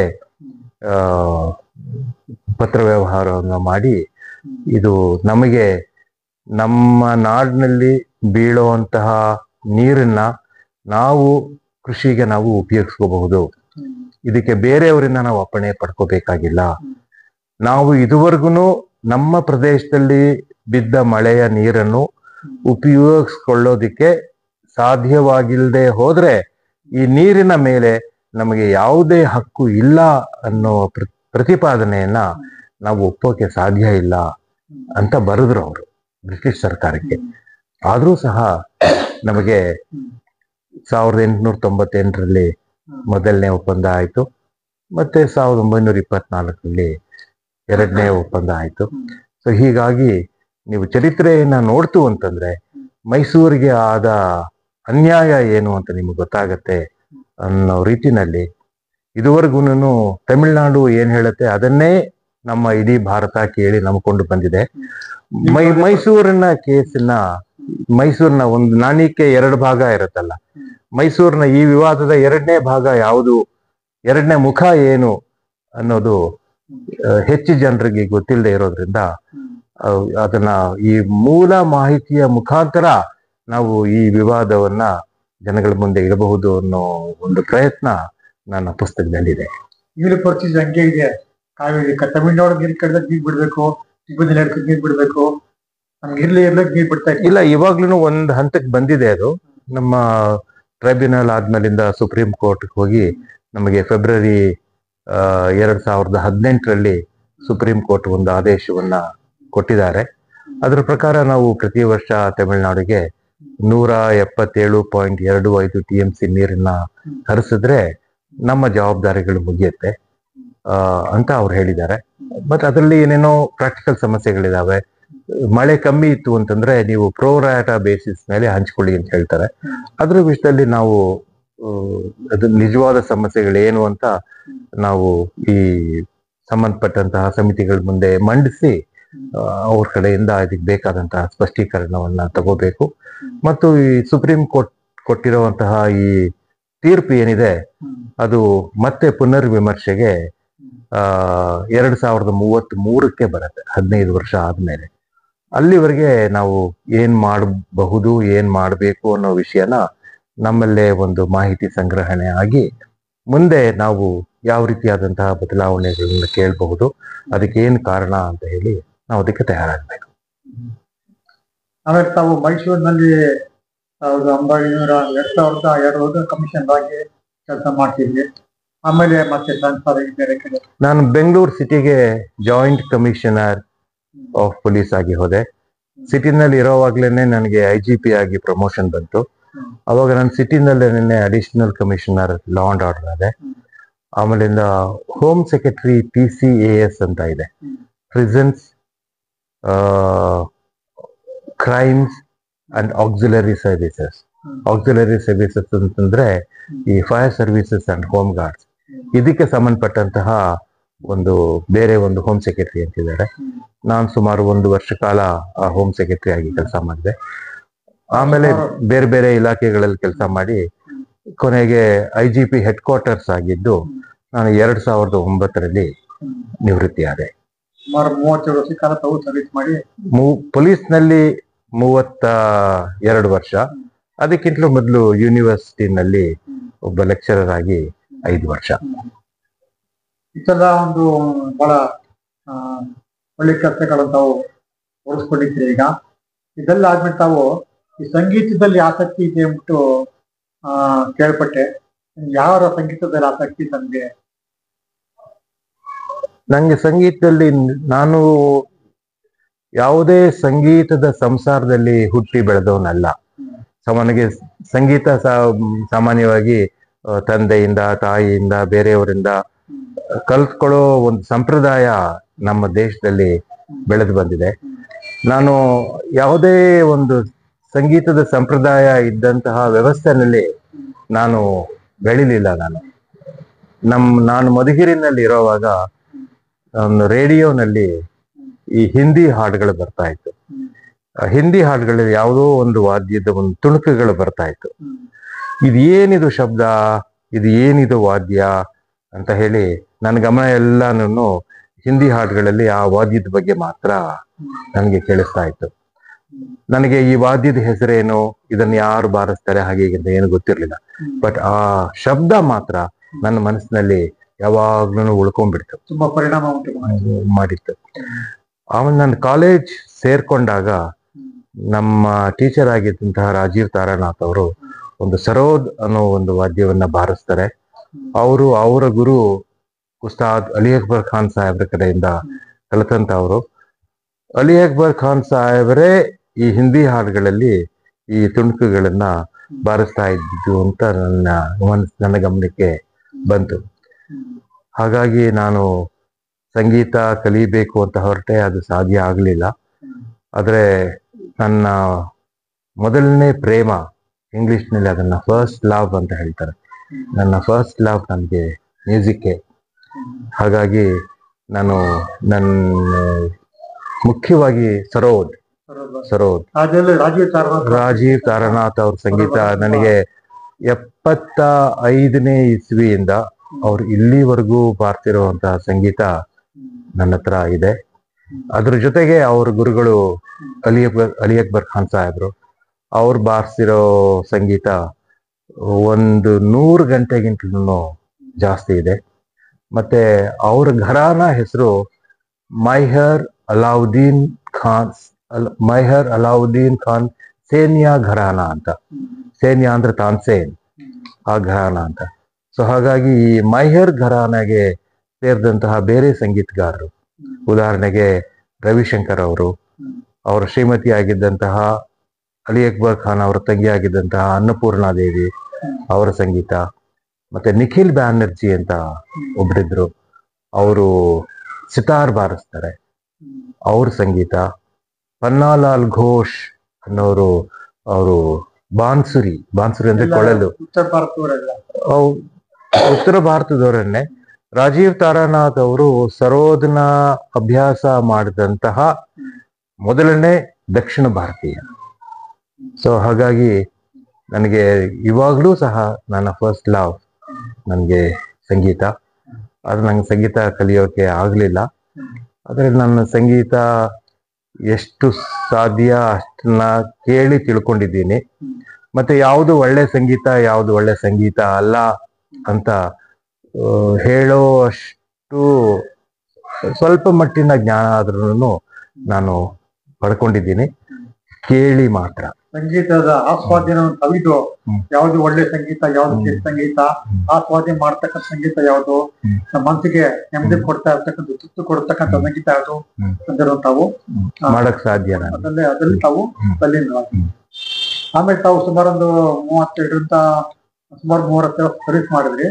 ಈ ಸರ್ವಿಸ್ ಮಾಡಾದ್ಮೇಲೆ ಈ ಪೊಲೀಸ್ ವೃತ್ತಿಗೆ, ಪೊಲೀಸ್ ಇಲಾಖೆಗೆ ಸಂಬಂಧಪಟ್ಟಂಗೆ ಏನಾದ್ರೂ ಒಂದು ಸಮಸ್ಯೆ ಬಂದಾಗ ಪರಿಹಾರ ಮಾಡೋದಕ್ಕೋಸ್ಕರವಾಗಿ ತಮ್ಮನ್ನ ಸರ್ಕಾರದವರಾಗ್ಲಿ ಯಾರಾಗ್ಲಿ ಬೇರಾಗ್ಲಿ ಸಂಪರ್ಕ ಮಾಡಿರ್ತಕ್ಕಂಥ ಅವಕಾಶಗಳು ಉಂಟು? ಇಲ್ಲ, ಯಾರು ನನ್ಗೇನು ಕೇಳಿಲ್ಲ. ರಿಟೈರ್ಮೆಂಟ್ ಆದ ತಕ್ಷಣನೇ ಅಲ್ಲಿಗೆ ಕ್ಲೋಸ್ ಆಗ್ಬಿಟ್ಟು ಇಲಾಖೆ ಕ್ಲೋಸ್ ಆಗ.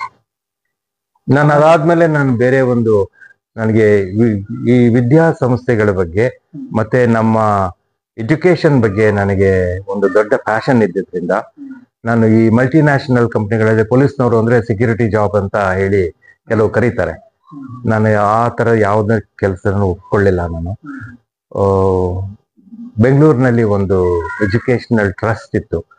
ಆ ಟ್ರಸ್ಟ್ಗೆ ನಾನು 5 ವರ್ಷ 3 ತಿಂಗಳು ಅವರ CEO, ಚೀಫ್ ಎಕ್ಸಿಕ್ಯೂಟಿವ್ ಆಫೀಸರ್ ಆಗಿ ನಾನು ಕೆಲಸ ಮಾಡಿ, ನಾನು 1/1/2017 ಪೂರ್ತಿ ನಿವೃತ್ತಿಯಾಗಿ ಇದ್ದೀನಿ. ಕಾವೇರಿ ಬಗ್ಗೆ ಪುಸ್ತಕ ಬರೆಯೋಕೆ ಶುರುವಾಗಿದ್ದು 2019. ಯಾಕೆಂದ್ರೆ ನಾನು 2018 ಸುಪ್ರೀಂ ಕೋರ್ಟ್ನ ಅಂತಿಮ ತೀರ್ಪು ಬಂತು. ಅಂತಿಮ ತೀರ್ಪು ಬರೋವರೆಗೂ ನಾನು ಕಾಯ್ಬೇಕಾಗಿತ್ತು. ಯಾಕೆಂದ್ರೆ ಮಾಹಿತಿ ಸಂಗ್ರಹಣೆ ಮತ್ತೆ ಇದರಲ್ಲಿ ಕಾನೂನಿಗೆ ಸಂಬಂಧಪಟ್ಟಂತಹ ವಿಷಯಗಳು ಏನು ಅನ್ನೋದನ್ನ ತಿಳ್ಕೋಬೇಕು ಅಂತ ಹೇಳಿ ಕಾದೆ. ಸೊ 18ನೇ ಇಸ್ವಿನಲ್ಲಿ ಸುಪ್ರೀಂ ಕೋರ್ಟ್ನ ತೀರ್ಪು ಬಂದಮೇಲೆ ನಾನು 30 ವರ್ಷಗಳ ಕಾಲ ಏನೇನು ಮಾಹಿತಿ ಸಂಗ್ರಹಣೆ ಮಾಡಿದ್ದೆ, ಮತ್ತೆ ನನ್ನ ಮುಂದೆ ಏನೇನು ವಿಷಯಗಳಿತ್ತು ಅದ್ರ ಬಗ್ಗೆ ಎಲ್ಲಾನು ಒಟ್ಟು ಕ್ರೋಢೀಕರಿಸಿ ನಾನು ಅವಾಗ 19ನೇ ಇಸ್ವಿನಲ್ಲಿ ಈ ಪುಸ್ತಕ ಬರೆಯೋದಿಕ್ಕೆ ಶುರು ಮಾಡಿದೆ. ಇದು 2023 ಫೆಬ್ರವರಿನಲ್ಲಿ ನನ್ನ ಇಂಗ್ಲಿಷ್ ಪುಸ್ತಕ ಶ್ರೀ SM ಕೃಷ್ಣ ಅವರು ಬೆಂಗಳೂರಿನಲ್ಲಿ ಅದನ್ನ ರಿಲೀಸ್ ಮಾಡಿದ್ರು. ಮತ್ತು ಈಗ 2024 ಇದ್ರದ್ದು ಕನ್ನಡ ವರ್ಷನ್ನ ಬರ್ತಿದ್ದೀನಿ. ಫುಲ್ ಕಂಪ್ಲೀಟ್ ಮಾಹಿತಿ ಇದೆ, ಕಾವೇರಿ ಪೂರ್ತಿ ಮಾಹಿತಿ ಇದೆ. ಎಲ್ಲ ಮಾಹಿತಿಗಳು ಕೊಟ್ಟಿದ್ದಾರೆ. ಏನೇನ್ ಮಾಹಿತಿ ನನಗೆ ಲಭ್ಯ ಆಯ್ತು ಅಷ್ಟೆಲ್ಲಾನು ನಾನು ಕೊಟ್ಟಿದ್ದೀನಿ. ನನ್ನ ಕಣ್ಣು ತಪ್ಪಿ ಏನಾದ್ರೂ ಇದ್ರೆ, ಆ ಮಾಹಿತಿ ಇದ್ರೆ. ಆಮೇಲೆ ಇದು ತಾವು ಸಂಗೀತದಲ್ಲಿ ರಾಜೀವ್ ತಾರಾನಾಥ್ ಅವರ ಒಂದು ತುಂಬಾ ಸಂಗೀತವನ್ನು ಇಷ್ಟಪಟ್ಟಿದ್ದು ಗೊತ್ತಾಯ್ತು. ಆಮೇಲೆ ಕ್ರೀಡೆಗಳಲ್ಲಿ ತಮ್ಗೆ ಆಸಕ್ತಿ ಉಂಟ? ನಾನು ಕ್ರೀಡೆಗಳಲ್ಲಿ ನಾನು ತುಂಬಾ ಚೆನ್ನಾಗಿ ಆಡ್ತಿದ್ದೆ. ನಾನು ಸ್ಪೋರ್ಟ್ಸ್ನ ತುಂಬಾ ಸುಲಭವಾಗಿ ಕಲ್ತ್ಕೊಂತಾ ಇದ್ದೆ. ಯಾವುದೇ ಆಟ ಆದ್ರೂ ಬಹಳ ಬೇಗ ಕಲ್ತ್ಕೊಂಡ್ಬಿಡ್ತಾ ಇದ್ದೆ. ಕ್ರಿಕೆಟ್ ಆಡ್ತಾ ಇದ್ದೆ, ಫುಟ್ಬಾಲ್ ಆಡ್ತಾ ಇದ್ದೆ, ಟೆನ್ನಿಸ್ ಆಡ್ತಾ ಇದ್ದೆ, ಶಟಲ್ ಆಡ್ತಾ ಇದ್ದೆ. ಆದ್ರೆ ಒಂದ್ ಕಾಲದಲ್ಲಿ ನನಗೆ ಬ್ಯಾಡ್ಮಿಂಟನ್ ಆಡುವಾಗ ಬಿದ್ದು ನನ್ನ ಬಲಗೈ ಈ ಭಾಗ ಮುರಿದು ಹೋಯ್ತು.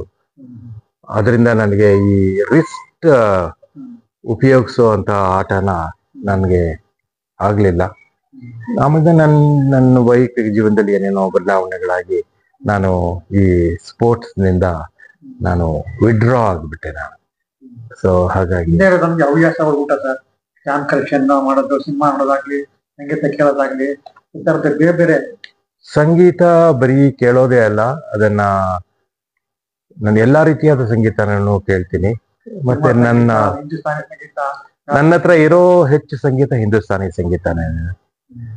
ನಾನು ಎಲ್ಲಾ ತರ ಸಂಗೀತನೂ ಕೇಳ್ತೀನಿ.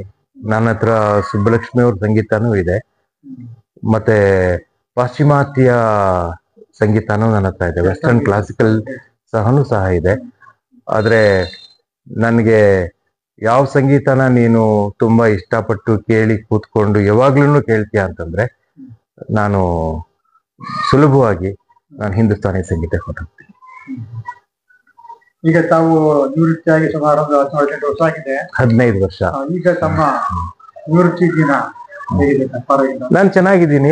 ನಾನು ಓದ್ಕೊಂಡಿದ್ದೀನಿ ಮತ್ತು ಹೆಚ್ಚು ಸಂಗೀತ ಕೇಳ್ತಾ ಇದ್ದೀನಿ. ಮತ್ತೆ ಒಂದು ಪುಸ್ತಕ ಆಯ್ತು, ಮತ್ತೆ ನನ್ನ ಪೊಲೀಸ್ ಜೀವನದ ಬಗ್ಗೆನೂ ಬರೆಯೋಕ್ ಸಾಧ್ಯವಾ ಅಂತ ಹೇಳಿ ನಾನು ಸ್ವಲ್ಪ ಬರವಣಿಗೆ ಮಾಡ್ತಾ ಇದ್ದೀನಿ ನಾನು.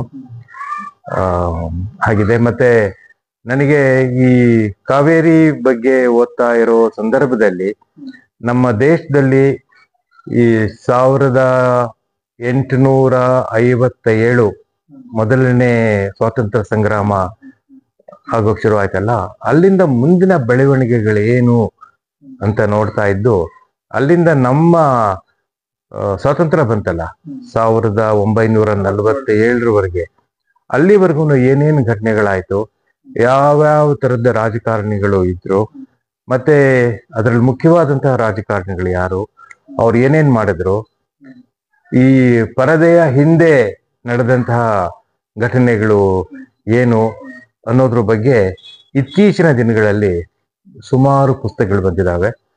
ಮತ್ತು ಬ್ರಿಟಿಷ್ ಆಡಳಿತ ಎಷ್ಟು ಕ್ರೌರ್ಯವಾಗಿತ್ತು ಅನ್ನೋದ್ರ ಬಗ್ಗೆ ಸುಮಾರು ಪುಸ್ತಕಗಳು ಬಂದಿದ್ದಾವೆ.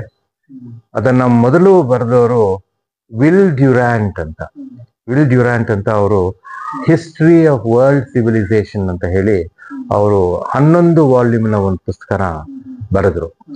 ಅವ್ರಿಗೆ ಈ ಬಹಳ ಪ್ರಾಚೀನವಾದಂತಹ ಸಂಸ್ಕೃತಿಗಳ ಅಧ್ಯಯನ ಅವರ ಸಬ್ಜೆಕ್ಟ್ ಆಯ್ತು. ಹಾಗಾಗಿ ಇಂಡಿಯಾನು ಇಂಡಸ್ ವ್ಯಾಲಿ ಸಿವಿಲೈಸೇಷನ್ ಇತ್ತಲ್ಲ, ಅದಕ್ಕೆ ಇಂಡಿಯಾನು ಈ ಅತ್ಯಂತ ಪ್ರಾಚೀನ ಸಂಸ್ಕೃತಿಗಳಲ್ಲಿ ಒಂದು ಅನ್ನೋ ದೃಷ್ಟಿಯಿಂದ ಇದನ್ನ ಅಧ್ಯಯನ ಮಾಡಬೇಕು ಅಂತ ಅವ್ರು ಹೇಳ್ಬಿಟ್ಟು ಅವರು 1936 ಅವರು ಇಂಡಿಯಾಗೆ ಬಂದ್ರು. ನಮ್ಮ ಬ್ರಿಟಿಷ್ ಆಡಳಿತನ ನೋಡ್ಬಿಟ್ಟು ಇದು ಏನಾಗ್ತಾ ಇದೆ ಅಂತ ಹೇಳಿ ಬಹಳ ನೊಂದು ಅವರೊಂದು ಪುಸ್ತಕ ಬರೆದ್ರು, ದ ಕೇಸ್ ಫಾರ್ ಇಂಡಿಯಾ ಅಂತ. ಅದೇ ವಿಷಯನ ಮುಂದಿಟ್ಕೊಂಡು ನಮ್ಮ ಶಶಿ ತರೂರ್ ಅವರು ಇತ್ತೀಚಿನ ದಿನಗಳಲ್ಲಿ ಇನ್ನೊಂದು ಪುಸ್ತಕ ಬರೆದ್ರು, ಅನ್ ಎರಾ ಆಫ್ ಡಾರ್ಕ್ನೆಸ್ ಅಂತ. ಅವರು ಅದರದ್ದೇ ವೆಸ್ಟರ್ನ್ ವರ್ಲ್ಡ್ ನಲ್ಲಿ ಬೇರೆ ಹೆಸರಿನಲ್ಲಿ ಈ ಪುಸ್ತಕ ಇದೆ. ಸೊ ಹಾಗಾಗಿ ಈ ಬ್ರಿಟಿಷ್ ಆಡಳಿತ ಬರೀ ಇಂಡಿಯಾನಲ್ಲೇ ಅಲ್ಲ, ಪ್ರಪಂಚದ ನಾನಾ ಭಾಗಗಳಲ್ಲಿ ಅವರು ತಮ್ಮ ಕಾಲೋನಿಗಳಲ್ಲಿ ಏನೇನು ಮಾಡಿದ್ರು ಅಂತ ಹೇಳ್ಬಿಟ್ಟು ತುಂಬಾ ಪುಸ್ತಕಗಳು ಬಂದಿದ್ದಾವೆ. ಅದರಲ್ಲಿ ಮುಖ್ಯವಾದಂತಹ ಒಂದು ಪುಸ್ತಕ ನಾನು ಹೇಳ್ಬಹುದು ಅಂತಂದ್ರೆ, ಒಂದು ಎಲ್ಕಿನ್ಸ್ ಅನ್ನೋರು ಬರ್ತಿದ್ದಾರೆ. ಅವರು ಈ ಬ್ರಿಟಿಷ್ನವರು ಅವರ ಕಾಲೋನಿಗಳಲ್ಲಿ ಏನೇನ್ ಮಾಡಿದ್ರು ಅಂತ ಹೇಳ್ಬಿಟ್ಟು ಒಂದು ಪುಸ್ತಕ ಬರ್ತಿದ್ದಾರೆ. ಮತ್ತೆ ಇನ್ನೊಂದು, ಈ ಬ್ರಿಟಿಷ್ನವರು ಭಾರತದ ರಾಜರ ಜೊತೆ ಏನೇನು ಒಪ್ಪಂದಗಳನ್ನ ಮಾಡಿಕೊಂಡ್ರು ಅಂತ ಹೇಳ್ಬಿಟ್ಟು ನಂತರ ಒಂದು ಪುಸ್ತಕ ಇದೆ. ಅದರಲ್ಲಿ ನಾನು ಮೊದಲು ಹೇಳಿದ್ದು ಎಲ್ಕಿನ್ಸ್ ಲೆಗೆಸಿ ಆಫ್ ವಯಲೆನ್ಸ್ ಅನ್ನೋರು ಇಡೀ ಪ್ರಪಂಚದಲ್ಲಿ ಆಫ್ರಿಕಾ ಇಂದ ಹಿಡಿದು ಬೇರೆ ಬೇರೆ ದೇಶಗಳಲ್ಲಿ ಬ್ರಿಟಿಷ್ ಕಾಲೋನಿಗಳಲ್ಲಿ ಏನೇನು ಮಾಡಿದ್ರು, ಇಂಡಿಯಾ, ಸಿಲೋನ್, ಅವಾಗ ಸಿಲೋನ್ ಅಂತ ಕರೀತಾ ಇತ್ತು, ಬರ್ಮಾ ಇಂದ ಇದು ಇಂಡೋನೇಷ್ಯಾದಲ್ಲಿ ಡಚ್ ಇದ್ರು, ಮಲೈ ಅಂತ ಕರಿತಾ ಇದ್ರು, ಮಲಯಾ ಅಂತ ಕರಿತಾ ಇದ್ರು. ಅವಾಗಿನ ಸಿಂಗಪೂರ್ ಆಗಿರ್ಲಿಲ್ಲ. ಮಲೇಷಿಯಾ ಇಂದ ಸಿಂಗಪೂರ್ ಇತ್ತೀಚಿನ ದಿನಗಳಲ್ಲಿ ಬೇರೆ ಆಗಿ ಬಂತು. ಅವಾಗಿನ ಕಾಲಕ್ಕೆ ಅವನ್ನೆಲ್ಲನೂ ಸೇರಿಸೋದಕ್ಕೆ ಮಲಯಾ ಅಂತ ಕರಿತಾ ಇದ್ರು. ಈ ಮಲಯಾನಲ್ಲಿ, ಆಫ್ರಿಕಾನಲ್ಲಿ ಯಾವ ರೀತಿಯಾದಂತಹ ಅನಾಚಾರಗಳಾಯ್ತು ಅನ್ನೋ ವಿಷಯನ ಈ ಲೆಗಸಿ ಆಫ್ ವಯಲೆನ್ಸ್ ಅನ್ನೋ ಒಂದು ಪುಸ್ತಕದಲ್ಲಿ ನಿಮಗೆ ಸಿಗತ್ತೆ. ಮತ್ತು ಬ್ರಿಟಿಷ್ನವರು ಅತಿ ಕೃತ್ರಿಮದಿಂದ ಪ್ರತಿಯೊಬ್ಬ ರಾಜರ ಜೊತೆ ತಮಗೆ ಅನುಕೂಲವಾಗೋ ರೀತಿನಲ್ಲಿ ಯಾವ ರೀತಿಯಾದಂತಹ ಒಪ್ಪಂದಗಳನ್ನ ಯಾವ ಕಾರಣಕ್ಕೆ ಮಾಡಿದ್ರು ಅನ್ನೋದನ್ನ ಒಂದು ಅಧ್ಯಯನ ಮಾಡೋದು ಬಹಳ ಅವಶ್ಯಕ ಅಂತ ಅನಿಸ್ತು. ಸೊ ಇಂಥ ವಿಷಯಗಳನ್ನ ನಮ್ಮ ಮೊದಲನೇ ಸ್ವಾತಂತ್ರ್ಯ ಸಂಗ್ರಾಮದ ನಂತರ ಇಲ್ಲಿವರೆಗೂ ಒಂದು ಬ್ರಿಟಿಷ್ ಆಡಳಿತ ಪ್ರಪಂಚದಲ್ಲಿ ಹೇಗೆ ಬದಲಾವಣೆ ಆಗ್ತಾ ಬಂದಿದೆ, ಇವಾಗ್ಲೂ ಹಾಗೇನೆ ಬರ್ತಾ ಇದೆ. ಈಗ ಮೊದಲಿದ್ದಂತಹ ಪ್ರಾಮುಖ್ಯತೆ ಬ್ರಿಟನ್ಗೆ ಈಗ ಪ್ರಪಂಚದ ರಾಜಕೀಯದಲ್ಲಿ ಇಲ್ಲ. ಅದು ನನ್ಗನ್ಸುತ್ತೆ ಇದು ರಿವೆಂಜ್ ಆಫ್ ಹಿಸ್ಟ್ರಿ ಅಂತ ಅನ್ಸುತ್ತೆ. ಒಂದು ಕಾಲದಲ್ಲಿ ಅವ್ರು ಹೇಳಿದ್ರು the sun never sets on the British empire ಅಂತ. ಅಂದ್ರೆ ಈ ಗೋಳ ಇದೆಯಲ್ಲ, ಭೂಮಿ ಎಲ್ಲಾ ಕಡೆಗೂ ಬ್ರಿಟಿಷ್ ಕಾಲೋನಿಗಳು ಇರೋದ್ರಿಂದ ಒಂದಲ್ಲ ಒಂದು ಭಾಗದಲ್ಲಿ ಸೂರ್ಯ ಒಂದು ಬೆಳಕು ಬೀಳ್ತಲೇ ಇದೆ, ಸೂರ್ಯ ಮುಳುಗದ ನಾಡು ಅಂತ ತಮ್ಮನ್ನೇ ತಾವು ಅವ್ರು ಡಿಸ್ಕ್ರೈಬ್ ಮಾಡ್ಕೊಂಡ್ರು. The sun never sets on the British empire ಅಂತ. ಅದು ಆ ಮಾತನ್ನ ಈಗ ನಾವು ಹೇಳಕ್ ಸಾಧ್ಯ ಇಲ್ಲ. ಇದು ನನಗೆ ವೈಯಕ್ತಿಕವಾಗಿ ಇದು ರಿವೆಂಜ್ ಆಫ್ ಹಿಸ್ಟ್ರಿ ಅಂತ ಅನ್ಸುತ್ತೆ ನನಗೆ. ಇಲ್ಲಿವರೆಗೆ ಸುಮಾರು ವಿಚಾರಗಳು ತಾವು ಹೇಳಿದ್ರಿ. ಆಮೇಲೆ ತಾವು ತಮ್ಮ ಸೇವಾವಧಿಯಲ್ಲಿ ಕಲಿಸಿರ್ತಕ್ಕಂಥ ಸೇವೆ ನಮಗೆ ತೃಪ್ತಿಯನ್ನ ತಂದಿದ್ಯಾ ಸರ್? ನನಗೆ ತೃಪ್ತಿಯನ್ನ ತಂದಿದೆ ಅನ್ನೋದನ್ನ ನಾನು ಕೇಳ್ಕೊಳಕ್ಕಾಗಲ್ಲ. ನಾವು ಏನೋ ಒಳ್ಳೆ ಕೆಲಸ ಮಾಡಿದ್ರೆ ನಮ್ಗೆ ತೃಪ್ತಿ ಆಗಿದೆ ಅಂತ ಅನ್ಸುತ್ತೆ. ನಾವು ಏನೋ ಹೊಸ ಹೊಸ ಬದಲಾವಣೆಗಳನ್ನು ನಾನು ಬಹಳ ಪ್ರಾಮಾಣಿಕವಾಗಿ ಕೆಲಸ ಮಾಡಿದ್ದೀನಿ. ಮತ್ತೆ ನಾನು ಕಾನೂನು ವಿರುದ್ಧವಾಗಿ ಏನನ್ನು ಮಾಡಿಲ್ಲ. ಯಾರ ಪರವಾಗಿ ಯಾರ ವಿರುದ್ಧವಾಗಿ ನಾನು ಏನು ಮಾಡಿದವನಲ್ಲ. ನಾನು ಮಾಡಿದ್ದೆಲ್ಲ ನಾನು ಕಾನೂನು ಪ್ರಕಾರ ನಾನು ಮಾಡಿದ್ದೀನಿ ಅನ್ನೋ ಒಂದು ಶಾಂತಿ ಸಮಾಧಾನ ನನ್ನ ಮನಸ್ಸಿನಲ್ಲಿ ಇದೆ. ಆಮೇಲೆ ಈಗ ಸ್ವಲ್ಪ ವರ್ಷಗಳ ಹಿಂದೆ ಪೊಲೀಸರ ಬಗ್ಗೆ ಜನತೆಯಲ್ಲಿ ಸ್ವಲ್ಪ ಹೆದರಿಕೆ ಮನೋಭಾವನೆ ಇದೆ. ಪೊಲೀಸ್ ಅಂದ್ರೆ ಹೆದರಿಕೆಪ್ಪ ಅಂತ ಇತ್ತು. ಈಗ ಹೆಂಗಿದೆ ಸರ್ ಪರಿಸ್ಥಿತಿ? ಅದು ಪೊಲೀಸ್ ಅಂತ ಹೆದರ್ಕೋಬೇಕಾ, ಹೆಂಗಿರ್ಬೇಕು? ಪೊಲೀಸರು ನಮ್ಗೆ ಸಹಾಯಕರ, ಅದ್ರ ಬಗ್ಗೆ ತಿಳ್ಕೊಳ್ಳಿ. ಒಬ್ಬ ಸಾಮಾನ್ಯ ನಾಗರಿಕರಾಗಿ ನೀವೇ ಇದ್ರ ಬಗ್ಗೆ ಉತ್ತರ ಕೊಡ್ಬೇಕು. ನಿಮಗೇನ್ ಅನ್ಸತ್ತೆ ಅಂತ. ನಾನು ಒಬ್ಬ ಸಾಮಾನ್ಯ ನಾಗರಿಕನಾಗಿ 15 ವರ್ಷ ಆಯ್ತು. ನಾನು ರಿಟೈರ್ ಆಗಿ ನಿವೃತ್ತಿಯಾಗಿ 15 ವರ್ಷ ಆಯ್ತು.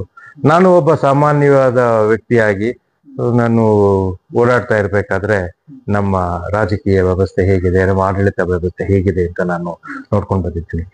ಪೊಲೀಸ್ ಬಗ್ಗೆನೇ ಹೇಳ್ಬೇಕು ಅಂತಂದ್ರೆ, ನಿಮಗೆ 2ನೇ ಪೊಲೀಸ್ ಕಮಿಷನ್ ನಿಮ್ಗೆ 1902ನೇ ಇಸ್ವಿನಲ್ಲಿ ಆಯ್ತು. 2ನೇ ಪೊಲೀಸ್ ಆಯೋಗ. ಅದನ್ನ ಯಾತಕ್ಕೆ ಮಾಡಿದ್ರಪ್ಪ ಅಂತಂದ್ರೆ, ಅದನ್ನ ಫ್ರೇಜರ್ ಕಮಿಷನ್ ರಿಪೋರ್ಟ್ ಅಂತ ಹೇಳ್ತಾರೆ. ಅದನ್ನ ಯಾಕೆ ಮಾಡಿದ್ರು ಅಂತಂದ್ರೆ, ನಿಮಗೆ ಈ ಮೊದಲನೇ ಸ್ವಾತಂತ್ರ್ಯ ಸಂಗ್ರಾಮದ ನಂತರ ನಮಗೆ ಪೊಲೀಸ್ ಆಕ್ಟ್ ಬಂತು. 1861 ನಲ್ಲಿ ಇಂಡಿಯನ್ ಪೊಲೀಸ್ ಆಕ್ಟ್ ಅಂತ ಬಂತು. ಅದು ಇದುವರೆಗೂ ಬದಲಾವಣೆ ಆಗಿಲ್ಲ. ನಮ್ಮದೇ ಸ್ವಾತಂತ್ರ್ಯ ಬಂತು, ನಮ್ಮದೇ ಸಂವಿಧಾನ ಬಂತು. ಇಷ್ಟಾದ್ರೂ ಸಹ ನಾನು ಒಬ್ಬ ಪೊಲೀಸ್ ಅಧಿಕಾರಿಯಾಗಿ ನನ್ನ ಪೊಲೀಸ್ ಅಧಿಕಾರವನ್ನ ಚಲಾವಣೆ ಮಾಡೋದು ನಂದು 1861 ಪೊಲೀಸ್ ಆಕ್ಟ್ ನನಗೆ ಕೊಟ್ಟಿರೋ ಅಧಿಕಾರದ ಮುಖಾಂತರನೇ. ಇದನ್ನ ಬದಲಾವಣೆ ಮಾಡಬೇಕು ಅನ್ನೋದು ಸರ್ಕಾರದ ಮುಂದೆ ಆದ್ಯತೆ ಆಗದೆ ಇರೋದು ಸಾರ್ವಜನಿಕರ ದೃಷ್ಟಿಯಿಂದ ಒಂದು ಮಹಾ ದುರಂತ. ಕಾಲಕ್ಕೆ ಬದಲಾವಣೆ. ಈಗ ನಾವು ಒಂದು ಕಲೋನಿಯಲ್ ಸ್ಟೇಟ್ ನಲ್ಲಿ ನಾವಿದ್ವಿ ನಾವು. ಸೊ ಅವ್ರು ಈ ಬ್ರಿಟಿಷ್ನವ್ರು ಹೊರಟ ಮೇಲೆ ಅವ್ರು ಮಾಡಿದಂತಹ ಕಾನೂನನ್ನೇ ನಾವು ಯಾಕೆ ಮಾಡ್ಕೋಬೇಕು? ನಮ್ಮ ಆದ್ಯತೆಗಳೇ ಬೇರೆ. ಅವ್ರ ಅನುಕೂಲಕ್ಕೆ ತಕ್ಕಂತೆ ಮಾಡ್ಕೊಂಡಿದ್ದು. ಈಗ ನಮ್ದು IPC, CRPC ಮತ್ತೆ ಎವಿಡೆನ್ಸ್ ಆಕ್ಟ್ ನಮ್ಮ ಈ ಕಳೆದ 2-3 ತಿಂಗಳಿಂದ ಬೇರೆ ಒಂದು ಬಂದಿದೆ. ಆದ್ರೆ ನಮ್ಮ ಪೊಲೀಸ್ ಆಕ್ಟ್ ಹಾಗೇನೆ ಉಳ್ಕೊಂಡಿದೆ. ನಾನು ನಿಮ್ಗೆ ಯಾಕೆ ಹೇಳಿದೆ ಅಂತಂದ್ರೆ, ಈ ಫ್ರೇಜರ್ ಕಮಿಟಿ ಮುಂದೆ ಇಟ್ಟಂತಹ ವಿಷಯ ಏನಪ್ಪಾ ಅಂತಂದ್ರೆ, ಪೊಲೀಸ್ ಬಗ್ಗೆ ಸಾರ್ವಜನಿಕರ ಅಭಿಪ್ರಾಯ ಏನು ಅಂತ ಒಂದು. ಮತ್ತೆ ಪೊಲೀಸ್ನಲ್ಲಿ ಯಾವ ರೀತಿಯಾದಂತಹ ಬದಲಾವಣೆ ಬೇಕು ಅನ್ನುವ ಎರಡು ವಿಷಯಗಳನ್ನ ಫ್ರೇಜರ್ ಮುಂದೆ ಸರ್ಕಾರ ಆವಾಗ ಇಟ್ರು. ಅಂದ್ರೆ 122 ವರ್ಷದ ಹಿಂದೆ 1902ರಲ್ಲಿ ಫ್ರೇಜರ್ ಕಮಿಟಿ ಪೊಲೀಸ್ನವ್ರ ಬಗ್ಗೆ ಹೇಳಿದ್ದು ಎರಡೇ ಪದ. ಪೊಲೀಸ್ನವ್ರು ಡಿಸ್ಕ್ರೈಬ್ ಮಾಡಿದ್ದು 2 ಪದ ಏನಪ್ಪಾ ಅಂದ್ರೆ ಕರಪ್ಟ್ ಅಂಡ್ ಒಪ್ರೆಸಿವ್. ಭ್ರಷ್ಟರು ಮತ್ತು ಒಂಥರ ತಮ್ಮ ಅಧಿಕಾರವನ್ನ ದುರುಪಯೋಗ ಮಾಡ್ಕೊಳ್ಳೋ ಅಂತಹ ವ್ಯಕ್ತಿಗಳು ಅನ್ನೋ ರೀತಿನಲ್ಲಿ, ದಮನ ಪ್ರಕೃತಿ ಉಳ್ಳವರು ಅನ್ನೋ ರೀತಿನಲ್ಲಿ ಹೇಳಿದ್ರು. ಮತ್ತೆ ಪೊಲೀಸ್ನಲ್ಲಿ ಏನ್ ಬದಲಾವಣೆಗಳು ಬೇಕಪ್ಪ ಅಂತಂದ್ರೆ ಕ್ರೈಮ್ ನ ಸರಿಯಾಗಿ ಮಾನಿಟರ್ ಮಾಡೋದಿಕ್ಕೆ CID ಅಂತ ಇರಬೇಕು. CID ಇಂದ ಕ್ರೈಮ್ಸ್ ಬಗ್ಗೆ ನಮ್ಗೆ ತುಂಬಾ ಚೆನ್ನಾಗಿ ತಿಳ್ಕೊಳ್ಳೋದಿಕ್ಕೆ ಮತ್ತೆ ಕ್ರಿಮಿನಲ್ಗಳ ಬಗ್ಗೆ ಮಾಹಿತಿಯನ್ನ ಇಟ್ಕೊಂಡು ನಾವು ಕ್ರೈಮ್ ಕಂಟ್ರೋಲ್ ಮಾಡಕ್ಕೆ ಸಾಧ್ಯ ಅನ್ನೋದನ್ನ ನಿಮಗೆ ಫ್ರೇಜರ್ ಕಮಿಟಿ 1902ರಿಂದ 1904ರವರೆಗೆ ಅವ್ರು ಮಾಡಿ ಅದನ್ನ ತಿಳಿಸಿದ್ರು. ಇವಾಗ್ಲೂ ಸಹ ಪೊಲೀಸ್ನವ್ರ ಬಗ್ಗೆ ಈ 2 ವಿಷಯಗಳು ಹಾಗೇನೆ ಉಳ್ಕೊಂಡಿದ್ದಾವೆ. ಇದು ಮತ್ತೆ ಇನ್ನೊಂದು ಏನಾಗಿದೆ ಅಂತಂದ್ರೆ, ಒಂದು ಕಡೆ ಪೊಲೀಸ್ನವ್ರ ಬಗ್ಗೆ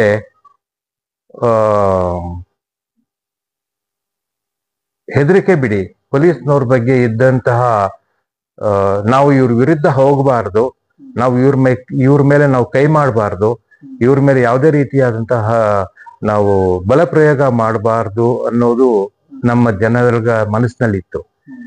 ಇವಾಗ ಅದು ಹೋಗ್ತಾ ಇದೆ.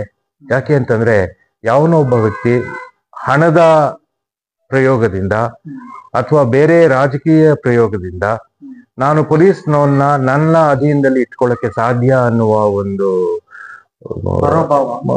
ಮನೋಭಾವ ಬಹಳ ದೊಡ್ಡದಾಗಿ ಬೆಳೀತಾ ಇದೆ. ಅದು ಈ ಕಾನೂನು ಮತ್ತು ಸುವ್ಯವಸ್ಥೆಯ ದೃಷ್ಟಿಯಿಂದ ಅದು ಒಳ್ಳೆಯ ಬೆಳವಣಿಗೆ ಅಲ್ಲ.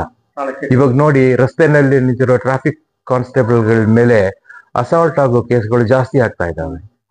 ರಾತ್ರಿ ಬೀಟ್ ಮಾಡೋ ಪೊಲೀಸ್ನವ್ರ ಮೇಲೆ ಕೊನೆಯಿಂದ ಇಲ್ಲ ಅವನು ಮೋಟರ್ ಸೈಕಲ್ ನಲ್ಲಿ ದೂರ ಹೊರಟೋಗ್ಬಿಡ್ತಾನೆ, ಇಲ್ಲದೆ ಹೋದ್ರೆ ಯಾರೋ ಒಬ್ಬನ ಬಲಶಾಲಿಯಾದಂತಹ ವ್ಯಕ್ತಿಯನ್ನ ಹಿಡಿದು ಅವನ ಮೇಲೆ ಯಾವುದೇ ರೀತಿಯಾದಂತಹ ಕ್ರಮ ಜರುಗದೇ ಇರೋ ರೀತಿಯಲ್ಲಿ ನಾನು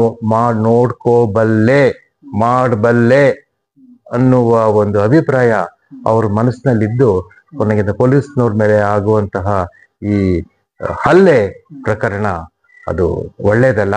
ಆ ರೀತಿಯಾದಂತಹ ಬೆಳವಣಿಗೆ ಒಂದು ಸಮಾಜಕ್ಕೆ ಒಂದು ಆರೋಗ್ಯಕರವಾದಂತಹ ಬೆಳವಣಿಗೆ ಅಲ್ಲ.